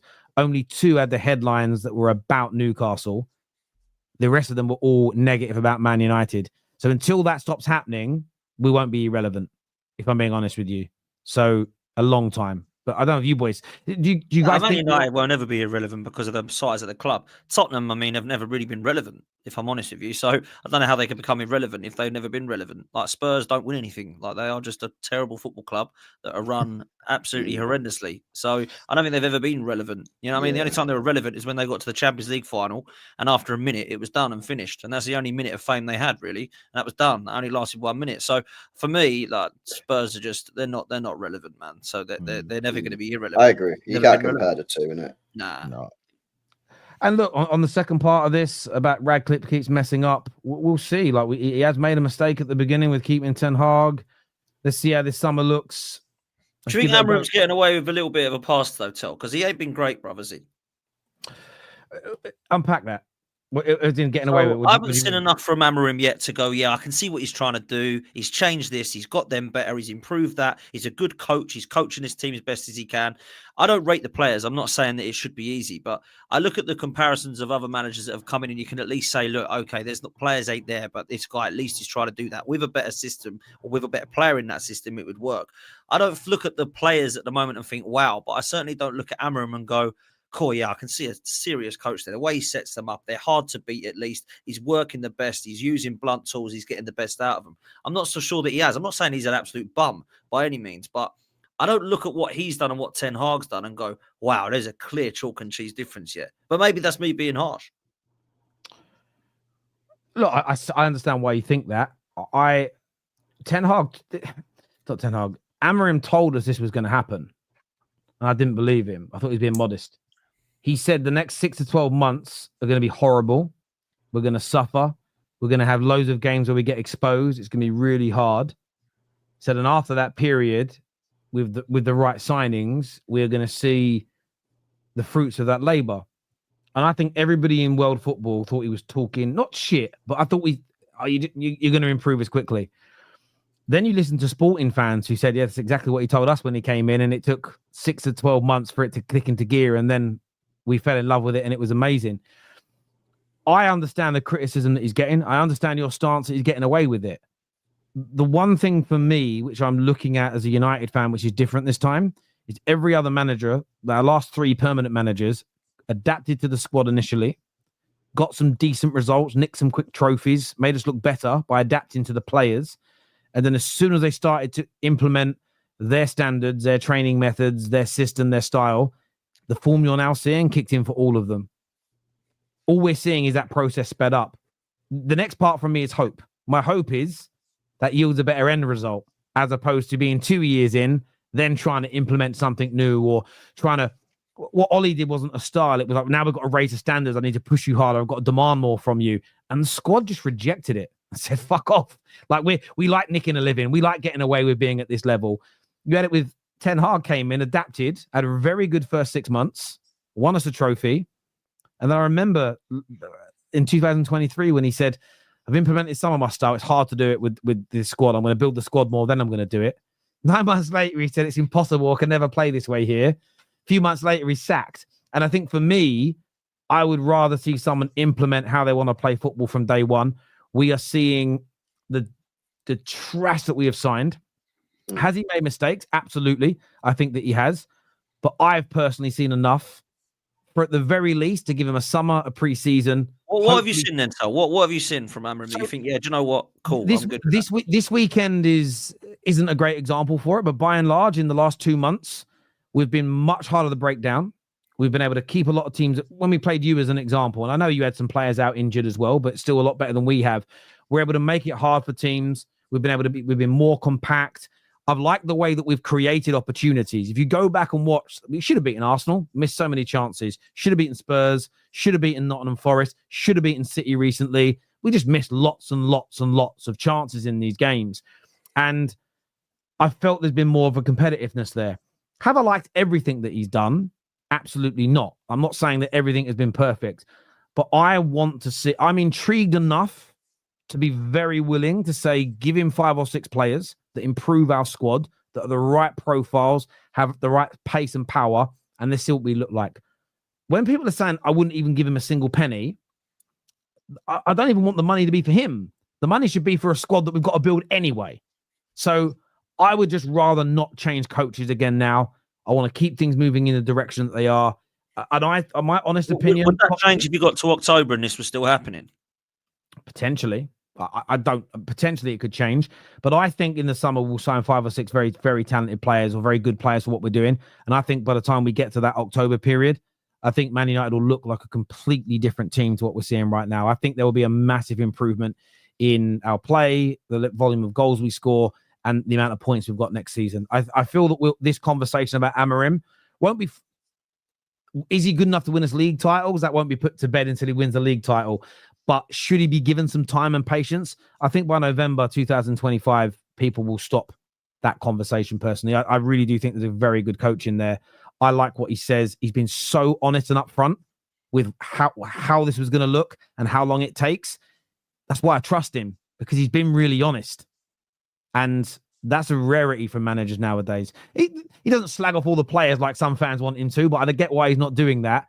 But everything he's told us would happen in terms of how we play, how long it will take, it's been like spot on. So that's why I have a bit of faith, if that makes sense. Because if the first half has been true to a word, well, I'm gonna trust him that when it clicks into gear, it's gonna look fucking amazing. So I don't know. If I told you, if a doctor, not me, if a doctor tells you, look, you've got to take this medicine for this problem, what happens in the beginning is you get the sweats, you get the shits, you lose loads of weight, your skin goes grey, you're going to feel like shit. But in 4 months, you'd have a thicker head of hair than you've ever had before. The hairline will come back. You'll look great. It won't be ginger anymore. I'm joking about that one, right? If he said all this to you, and every stage of that, the symptoms you had was feeling crap, you would have hope. Oh, I think this might work, because everything's kind of gone the way he said it has, even though the pain is there in the beginning. And I think that honesty, if he told you it'll be painless, you just won't notice any change for 6 months, and then after 6 months, it will start so your hair will look great. And then you were throwing your guts up and you were feeling like shit. You're going, hang on, this doctor's a dickhead. I don't trust anything he said because he said this would be painless. And I think that's the thing for me, is that authenticity is there. However, I'm very open. It's the last thing I'll say on it. I'm very open to the fact that it could go wrong. I'm very open to the fact that this might not get any better. I'm not saying the people calling for him to go are wrong in their opinion on the manager. What I'm pushing back against is the one thing we haven't done in 12 years is built an actual balanced squad for any manager that's been in charge of our club and seen it through. We have always cut corners and changed directions too soon. And that's the biggest reason, along with the bad recruitment that's been part of it, why we are here 12 years later. So the only thing I'm annoyed about, now that I'm a lot calmer than I was yesterday and Sunday, with people calling for him to be sacked, is when you listen to their rationale, not why they want him gone. Sorry, not that they want him gone, why. They're basically asking for the club to do the same thing it's done 6 times prior. And I don't understand that. That for me is the bit that's confusing, is it's gone back to get a few good players, get a good coach, and we're fixed. If anybody thinks that by itself fixes Man United, I think you're laboring under a delusion. Yeah, this is why, for me, it was a risk getting him in the first place, because he's going to need all these new players because of the system. Yeah. You need a lot of players. I think 5 absolute bare minimum in the summer, and they've got to be high quality players. Like, they can't be like Dorgus and that. They've got to be like top quality, like the best you can possibly buy, and then see where he gets on next year. But the question that Dan asked is an interesting one. What about if it doesn't? If he gets to like November and it's still this bad, then you know, where do you go from there? So I don't know. I think that for me, I think he has done obviously poorly. This in his time at United, is the worst manager since the 70s, permanent manager by points per game. But I think you have to give him the summer. Give him the summer. But if he doesn't turn it around quickly next year, then I think you've got to go, hang on a minute, I've been out here. So it's a big risk. It is a big risk. And the reason I get that. And as I said before, I would expect, let's forget time and patience. I would expect, because he's had from November till the end of the season to implement training style, standards, etc. I would expect the beginning of next season to be far superior than if we allowed him to come in June this summer. I expect us to start next season and be a much better team than we are right now. So it's not about just giving him a free pass. It's about looking at the situation that we're in. But we will see. Terry, give me an exact example. A coach who failed to improve a club the same size at United from 14th to 14th, who became successful in the end. Sir Alex Ferguson. Man, when he came into Man United, we were shit. And for 3 or 4 years, we were shit. And in the end, we became the most successful team in England. Thank you. It's literally my football club. If you want an example of that, there we go. Unless I'm wrong in that. I have no idea what he did. I know that obviously he didn't do particularly well the first couple of years, did he? No, that's a great example. I thought that's spot on. Yeah, absolutely. And what I would say is that when to also address that point, I'm not guaranteeing that Amorim's going to be the guy to win us Premier Leagues and Champions Leagues, and we may have Amorim for 2 or 3 years and then need to move on from him to somebody better. So that's also a part. But what I'm asking for is we need some stability. We need to build a squad, and we need a good coach. And I think Amorim is one to help us get to that point. But yeah, to your super chat, Man United have literally done this before. So there we go. And thank you. I want to play a video quickly before we have a little chat about Arsenal. Let's take a look at what Jude Bellingham has said a little bit earlier on today. Done for tomorrow. Hi Jude, Alex Howell, BBC. What's it like being part of a team where people near enough expect these comebacks from you?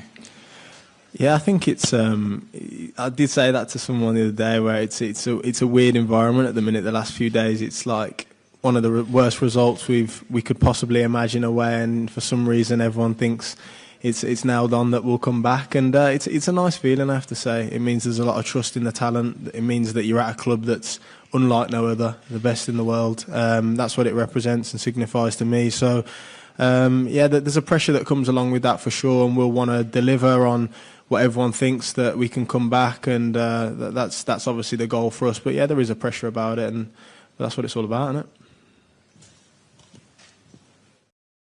So he's also said as well from this point that Jude Bellingham has said that remontada has been the most used word at Real Madrid in this last week after their 3-0 loss. And he stated that once they got on the bus, all of the players said that they were highly confident they will turn this round and knock Arsenal out. Bro, I gotta say, yeah, I don't know who he's speaking to in it, yeah, because I don't know if he's got someone around him that's trying to glaze a little bit. Yeah, because I don't know anyone really who's backing Real Madrid to come back. People are saying if there's one team that could do it, it's probably Real Madrid. But I don't think I've met one person who said Real Madrid will win on tomorrow. Not one. So I don't know what he's saying. Like he's trying to make it. They might win the tie, but I don't think they'll go through. I hope. Bro, they're not going to score. I just don't see it. They're not going to score more than 3 goals without you responding in 90 minutes. Nah. So I don't know who he's been speaking to, because he said that everyone he's spoken to has said that they're going to go through. Nah, that's a mad glaze.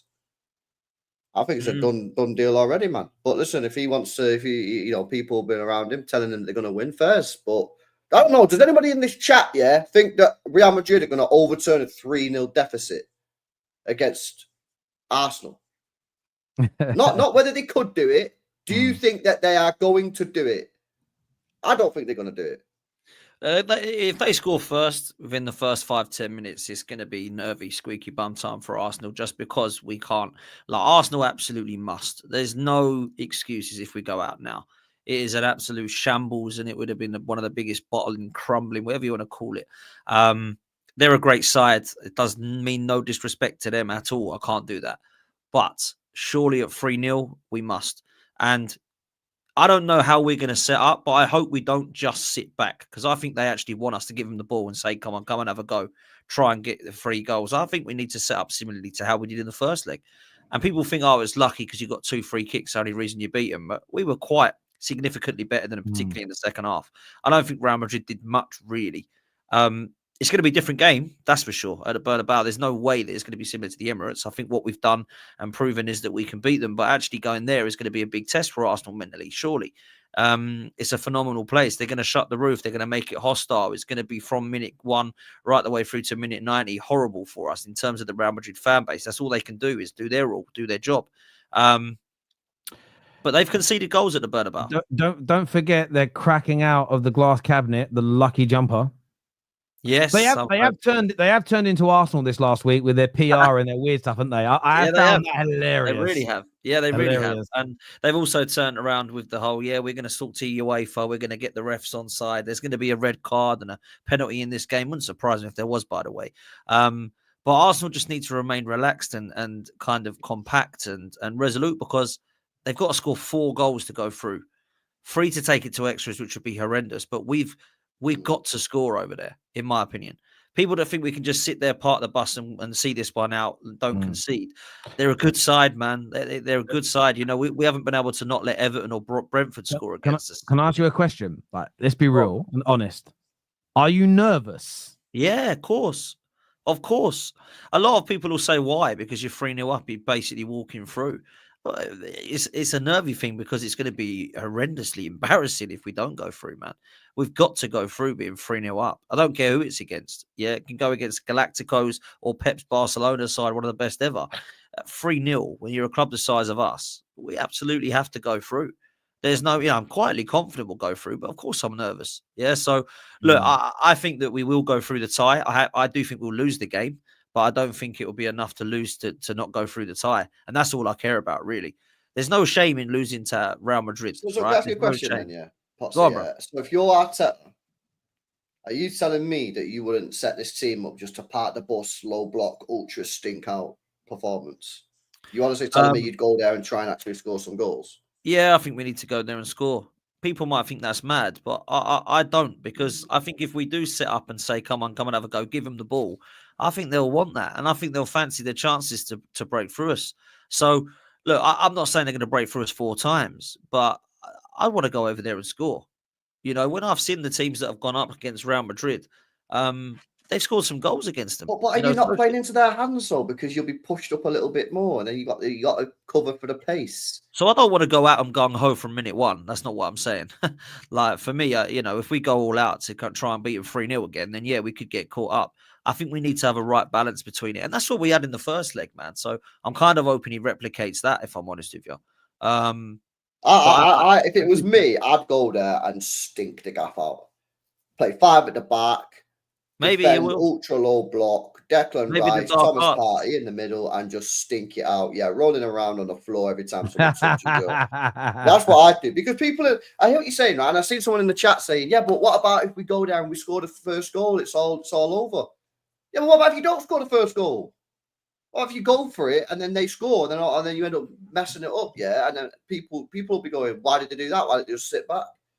You know, Arsenal fans have been telling us for the last 2 or 3 years that they've got the best defence in the league, the best defence in the world, some of them have told us. Go and deploy the best defence in the world by telling them to defend. Yeah, but I think so. I do get where you're coming from. And one of my questions here is, do you think Arteta will go bold, or do you think he'll play it safe? I feel that if you sit back too... Is there not a fear, though, LB, that if Arsenal sit back too deep and invite too much pressure on, that could send the wrong message? You know, like sometimes in a game, you can be 2-0 up with 70 minutes gone, and a team takes off a striker for a DM, and it sends a message that you're feeling the pressure. They've got to lay a glove on Madrid, don't they? No. We're in the 12th round. They've won it. They've won the card. They've done. They just need to not get knocked out. Just get in the corner, put your hands up, and just dodge everything, man, for the 3 minutes. And that's all they need to do. Yeah, you're basically saying to your boxer, oh, you've won 11 rounds out of 11. Yeah, but go and knock him out. Why? I think it's 6 rounds gone. They're not in the 12th round. There's a whole game of football to play. But if they're 3-0 up. Yeah. They're 3-0 up. They are not going to, they cannot go there, go and look for the knockout when they're 3-0 up. Because if they go for the knockout and then they end up getting done on the counter-attack, people are just going, what are they doing? Now, for me, you can't sit there and tell me for the last 2 years that Arsenal have got the best defence in the world, that David Raya is the best goalkeeper in the league, that Rice is this, Thomas Partey is this. And then all of a sudden, when you actually need them to do that specific task, we go, nah, we don't trust them to do it. We don't trust them to do it. So everything that I've been told over the last 2 years is a lie, because when we've come to deploy what's needed to be done, defence, with the defence on the midfield. Well, he might do that. People like Potsy are bottling it. He might do bottling that. it. You're bottling it, aren't you? He might do it, mightn't he? He yeah, might do you're it. bottling it. Arteta might do it, but you're bottling it because I asked you the question and you said no. I'm not saying that we don't need to do that for half the game, though. I don't want to be sitting there for the whole game doing that, because I think they could get through. I think they're that good. I think that at the Bernabeu, when they're on fire, you got Vinny, you got Mbappe, you got Rodrigo, you got Bellingham. I think they're a good side. We're not coming up against, Everton here. Do you know what I'm saying? So for me, I do feel like that we will do a little bit of both. And I think we can go and score over there. I think we're good enough. I think Saka, Martinelli, Rice, Partey, Marino, to be fair, of late has been scoring goals. And I think he's got the most goals against Real Madrid, actually, Marino. So for me, I look at it and think we've got players that can hurt them as well. I'm not looking at this thinking, oh, crikey, how the hell are we going to stop them from scoring 5 or 6? We ain't going to score. We ain't good enough. I think we've got a good chance of scoring. So that's all I'm saying, man. I think we'll lose the game, but not the tie. And look, we need to go through big time. Which Arsenal player do you think is going to be the most important for you, or pairing or partnership? Which do you think is the most crucial for you to make sure you get through this tie? I think we've got to win the midfield battle again, if I'm honest with you. So I'm looking at Rice and Partey together. A lot of people would look at our back line and say that Timber and Skelly have to play out their skin. Yeah, I think they do again, if I'm honest with you. But I feel like Partey and Rice in midfield were so influential. Is this not the most obvious answer ever? It's David Raya. David Raya. He's the most important player on that pitch. Bro, don't concede more than 3 goals and we go through. Yeah, but He's it the ain't most always important- Raya though. Away concede, isn't it? It ain't For always me, the goal. he's the most important player on that pitch tomorrow is David Raya. Because you say to David Raya, don't concede 3 goals and we're in the semi-final. That's what I'm saying. Yeah, I get what you're saying. I don't always think it's the goalkeeper though that concedes goals. Because if you get 3 screamers that go in, I'm not blaming Raya. Do you know what I'm saying? So I've been looking at the defense saying, why didn't no one close him down? So it ain't always the goalkeeper. But what I will say is that when you look at individuals and how you dominate a game, I look at the midfield. So I think we have to win that midfield battle again with Partey and Rice. That's what I would say. Timber and Lewis Skelly obviously have to lock up Vinny and Rodrigo. Everybody has to do their part, but I think if there's a department, I think it's the midfield, man. Well, they definitely ain't going to play Modric and Camavinga because that was an No, absolute it's going to be too many Ceballos and Bellingham is the 3. Yeah, because that was an absolute disaster from Ancelotti, wasn't it? Let's get that right straight away. So that it will be a trickier battle for the midfield. Do you guys think? Do you think we could see another flopping tonight from Mbappe and Bellingham? They're star players. I hope so. I hope tomorrow they're 2 of the worst players. I hope it ain't Odegaard that's flopping again because he's been doing my head in of late. But look, I pray that they have another quiet night. Timber and Lewis Skelly the other night were unreal, by the way. This Lewis Skelly kid is ridiculous. I'm sorry, absolutely ridiculous. And Timber has not been spoken about enough, in my opinion. I think defensively he's outstanding. And as a fullback, he's ridiculously good. Saliba and Kivior have not lost in 9 games together as a pairing. That's actually quite a fairly good stat. So hopefully those things continue for us, man. But I think we can score. I look at Saka and think, he was the best winger on the pitch the other night. Yeah, when people were talking about Vinny and Mbappe and Rodrigo, Saka was better than them on the night. So let's hope he has another good night. I think Arsenal can score out there. I don't think that Arsenal are going there to go, what, we ain't going to score, so let's make sure we don't concede. I think we can. That's what I'll say. But yeah, Rice, let's hope he has another couple of banging free kicks, mate. let's get the next minute we get a free kick, everyone's gonna be looking at him. That's for sure. So Saka's gonna get fouled. So let's see if we can put another couple top bins, man. Yeah, look, it's going to be a real interesting one. It really is. This is, as a Barca fan, if Arsenal doesn't shit their pants and doesn't sit back, they can nick a goal and go through. There you go. We can score, man. We can score out there. Definitely. Yeah, you can. Not what I'd be doing. Not what I'll be doing. Anyway, if you do what you do, you better not make sure you don't concede any goals. That's all I'm saying. If you do what you do, you better make sure you're not concede goals. Yeah, but we. And it's worse for you. Even if I do, but even if I do what I do, then you've got that excuse of they weren't able to balance it out quite enough. If you concede when you're doing what you're doing, they're like, what the hell was that? Then minute nil to 90 and no. they've The conceded difference 3 is goals. the reason why mine makes more sense, is because if you do what you do and try and play a little bit and try and go for a goal, and they get you on the counter attack, and then you end up going out, everyone at the end of the game is just going to go, "Why the hell did they do that?" But then, what would you not say if we went out? Would you not? You'd be the first one to go, I didn't even go there and have go. They sat there negatively. Not 3-0 up. No, what if you play a low block and they just stun you with some like mad goals? No one should be sitting there going, they done the wrong tactics. You are 3-0 up. You just need to go there, and not concede 3 goals. And you're telling me you've got the best centre backs and the best defense and the best midfield in the world, and now you don't want to do it. Don't get it at all. But listen, let's see, innit? You want to go on that attack, man. No, it's going to be what Arteta decides, not what Albi and Potts decide. Trust me. But we'll see, man. We'll see what happens. I think we have to mix it up a bit. LB thinks we have to stink the place out. As long as we go through, I don't care, man. I just want to get through in this tie. You can't be 3-0 up and not go through. I also don't think Vinny Jr. and Mbappe if you play low block, there's not going to be a lot of space for them to run into. So I think naturally you're going to make it more difficult for them anyway. I listen, it's my opinion, innit? But I just think if you're literally nullifying them a little bit by playing a low block because you're limiting the space. And if you try and go there and get the goal, I understand why you'd want to do that, but you're actually, if you get the goal, great, it's done. 4 goals, they ain't coming back from that, But I just feel like you're giving them the opportunity to hit you in the space. And I just think, why would you do that? Yeah. Now listen, Let's see what he does, man. It's going to be such an interesting game. Their midfield was a shambles. Why change? Why change what? Why change the shambles? Try and make it better. D's back here that says that's not an exact example. Learn your own team's history. Fergie took over United, who finished third to fourth. We were like third to fourth in the 2 or 3 seasons prior to Sir Alex Ferguson coming in. That's absolutely true. But the club was nowhere near where they wanted it to be. You were never going to find an exact example of a club the size of Man United having exactly 12 years out of title races, being exactly 13th or 14th when the new manager came in, the new system struggling to be implemented when they arrived, and then it getting better the following season and there being linear progression, because Sir Alex didn't even have linear progression. He came in when I'm not too sure exactly where we were in the league in the season that he arrived, but we finished 11th. I think the following season we finished 2nd, and then we dropped back down to 11th again.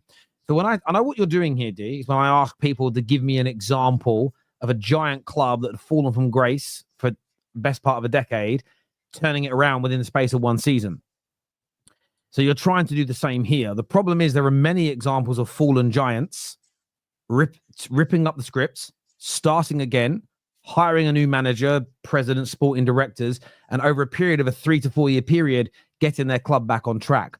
I'm never going to be able to find an exact example of it, the same league position, the same amount of wins, etc., etc. When I'm asking for that example, just to specify, I don't mean an exact replica.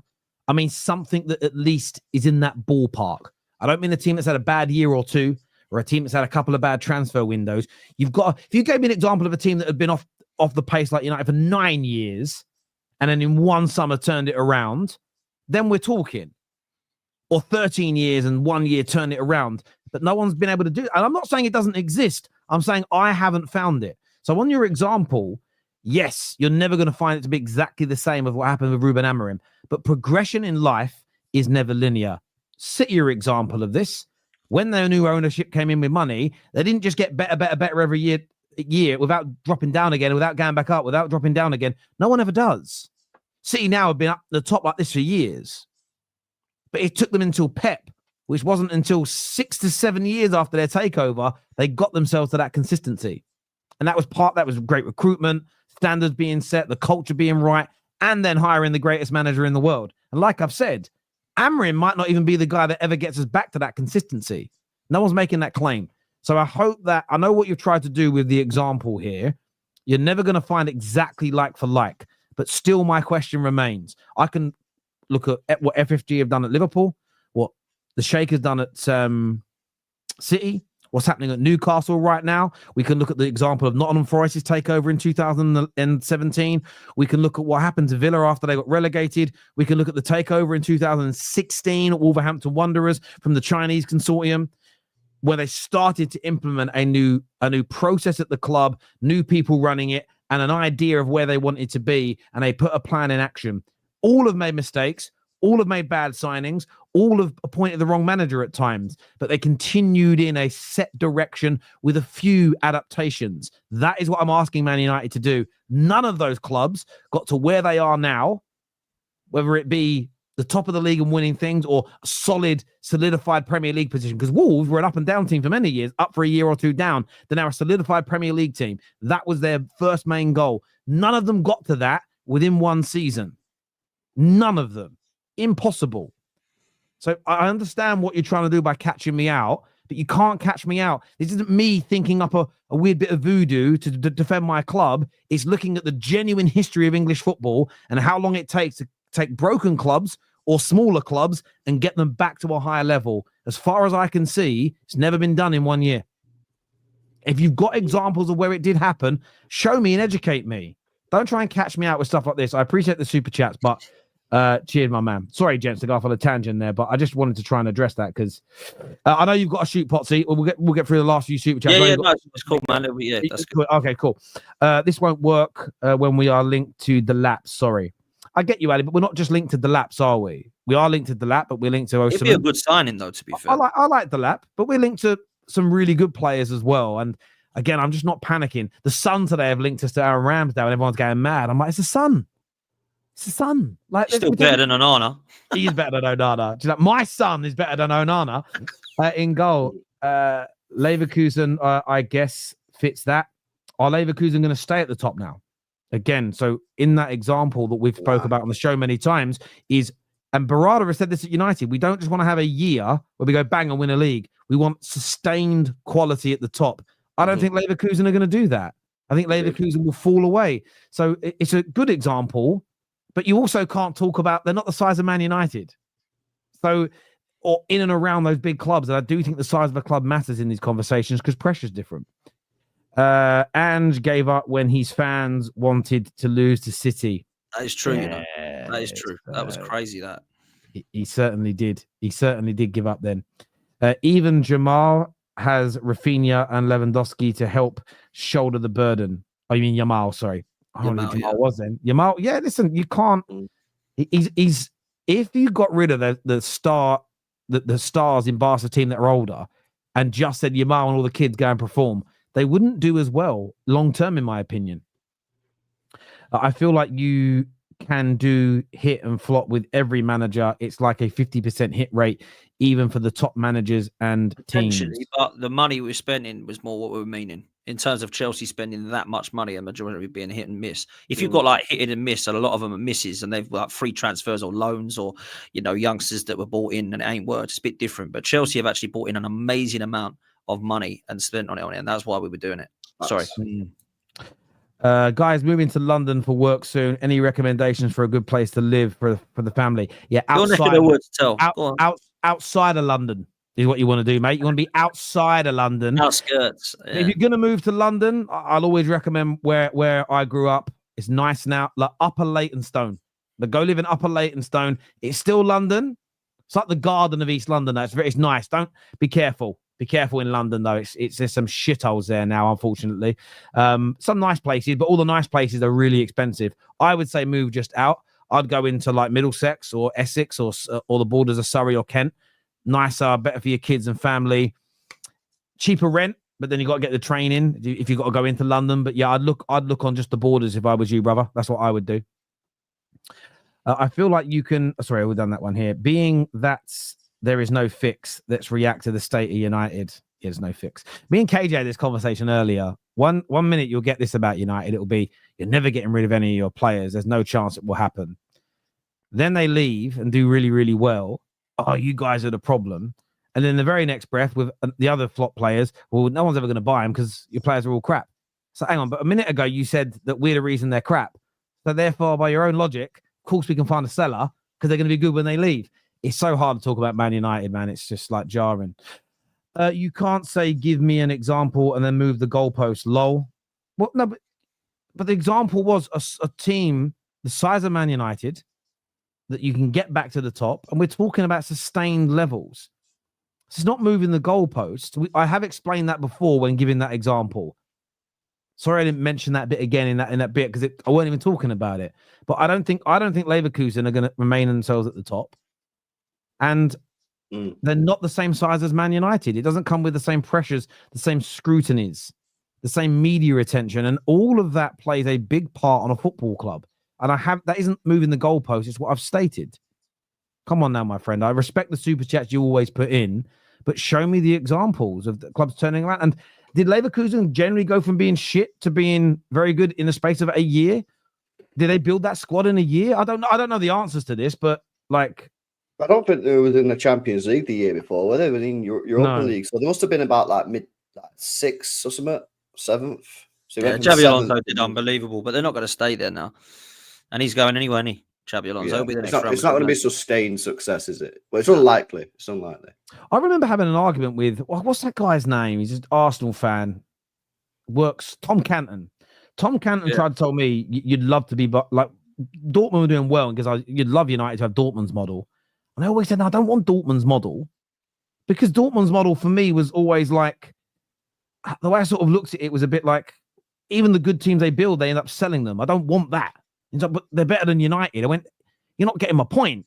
I don't ever want to be Dortmund because do you get where I'm coming from? Because Dortmund are never going to be a sustained team at the top due to the way their model is. Even they're better than you. It's like that. I mean, looking at the league, they came sixth when Alonso's first season, they came 6th in the league as an example. But I'd have to do more research into it. When did they start building this squad? How many of these players were there that he inherited? How many did he sign? You know, but this was a team that hadn't been lower than 5th or 6th in the league for 1, 2, 3, 4, 5, 6, 7, 8, 9, 10 years. They were the last time they were 12th was in 2017. So we're going to use a similar example of where we were when Amorim came in for Leverkusen. That was in 2017. They were 12th.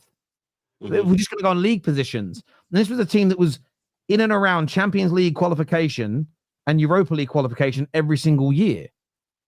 Again, I don't know how in the mud they were. This was also a team that never won the league. So for them, a team that never won a league title, being in and around the Champions League spots for the better part of a decade, I don't think that's a team that's in the mud, personally. I don't think that's a fallen giant that has to be picked up. I also don't know, and it's Tony, you have to tell me, were they financially in trouble? Did they have bankers and accountants like wasting hundreds of millions of pounds for a decade? Did they have a Frankenstein squad? You've got to look at all of the example here. I don't think Leverkusen were in that kind of mess. If they were, I bow down to your superior knowledge, bro.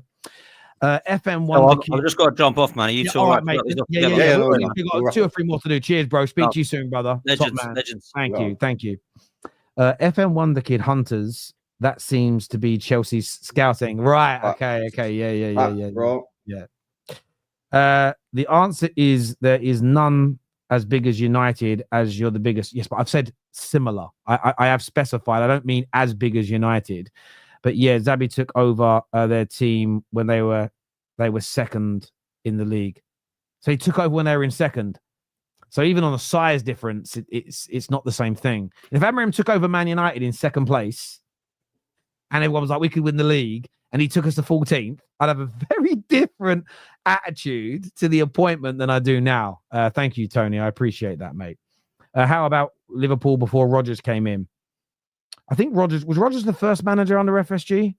Again, I think he might have been. Maybe. I don't know. When did FSG come in? It was Hodgson. No, they were 2010. They were 2010. So I think Hodgson was first. Hodgson must have been Hodgson, then it was Rodgers, then it was Klopp. So yeah, listen, I hope that Amorim isn't Rodgers. I hope that Ten Hag's the Rodgers part of our rebuild. I really, really do. I really do. But I'm not sure if Hodgson was there when they bought them. They could have been. Similar to when you kept Mark Hughes for a little while. It was always just and I don't really consider Mark Hughes staying on as anything to do with the shake. Does that make sense? No, he was there anyway, wasn't he? Yeah, exactly. So in fairness, Dortmund's model gets multiple Champions League finals. It does. I'm not saying it's a bad model. But again, if we're talking utopia here, LB, and someone says, whose model and success would you like to replicate? I'd rather get back to Man United's level of success at our pomp versus what Dortmund have been in the last 10 years. I don't think that's disrespectful. And Dortmund clearly have a decent model, because they're one of the better teams. But how many times do they actually win stuff? So it might be a good model, but it's clearly not good enough, is it? Oh, sorry. Tony here said they were second to last. Oh, fair enough. So he got them up. He did a much better job with them there. And that makes a lot of sense. But that was a team that was third the year before. So again, I would just love to know what happened in that relation. And again, I'm not saying it's not a good example, but it doesn't appear to me that they were in the doldrums for the best part of a decade. And I think that plays a part in terms of how bad the squad is. And I'd have to do a bit more research into it. But I hear you there, my friend. But then he got them from. So this is why I would say feels a little different. Just looking at the numbers. So they came third in the league. Then the next year they were struggling and really low. But the manager, Alonso, came in and got them to 6 straight away. That tells me they were a pretty good team. Then the next year they won the league, went invincible. This season they're coming second. That doesn't seem to me like a team that was like a squad that was diabolical. That doesn't scream awful situation. Doesn't sound brilliant. But we'll see. And the reason I say that is no one when Amorim came in no one believed any manager could take us from where Ten Hag left us to coming to winning the league next season. Nobody believed that was possible. I don't think I don't think anyone thought Leverkusen would do it. But I don't think anybody expected them to be a struggling team for the next 2, 3, 4 years. Maybe they did, maybe they didn't. I'd love to learn on that. But it's a great challenge, my friend. Afternoon, Sir Kenny was FFG's first manager. There we go. So you're allowed to set such requirements, but I set a requirement, you're not having it. But okay. But that's not what I've said, is it? I don't expect you to find an exact match for Man United situation. A team with the same size fan base and income in the exact same positions for exactly 12 years. Oh no, Terry, my example, they didn't have an accountant running the club, but they had a baker. I'm not asking for an exact example. Am I saying something wrong here, LB? To be honest with you, yeah, like at the end of the day, you can't compare apples with pears, mate. Yeah. So, like, comparing one club to another, I don't think you can do that. You can't compare United to Leverkusen. You can't compare United to Dortmund. You can't compare United to anyone else because United are different to everybody else. Those clubs are different to United. And all I've asked for is a broad thing here, LB, is I understand people want progression. I want progression. I'm just stating, looking at United and looking through the history of football at other giant clubs that have fallen off. I can't see an example where you, as low as we are and as bad as we are in every facet of the club, that within 1 year it's all looking rosy. I don't think that's an unfair thing to say. But yet everybody wants to tell me I'm wrong for that. I don't get what I'm saying. I think what people don't like about it is if everybody accepts what I'm saying, they feel like, well, that means we can't banter and criticize. It doesn't mean that at all. It's just having the expectation for us to be fixed within a year or two, I just think is diabolical. And again, especially English clubs, no one's ever gone from where they were to the top that quickly. I just don't get it personally. I hear that, LB, but that model has sustainability. It is a sustainable model, but at the end of the day, they don't really win a lot, do they? That's the point I'm making. Like, it is a good sustainable model. Like Brighton's a sustainable model, but like the aim of the game is to win. No, I agree completely. Also, I'm not disagreeing with you. This United task back to the top is huge. No one comes in and changes this team mid-season at United. You need prime CR7. I'm glad we agree after all that, Tony. It's not even about trying to disagree with people. I'm just setting a point that my expectations are to get back to the top, but I just know it's going to take longer than a year or two. Like, it's not even that. I don't think any of us agree about the end result. It's just I don't think you can lose 10 stone of weight and get a six-pack within a year of going to the gym.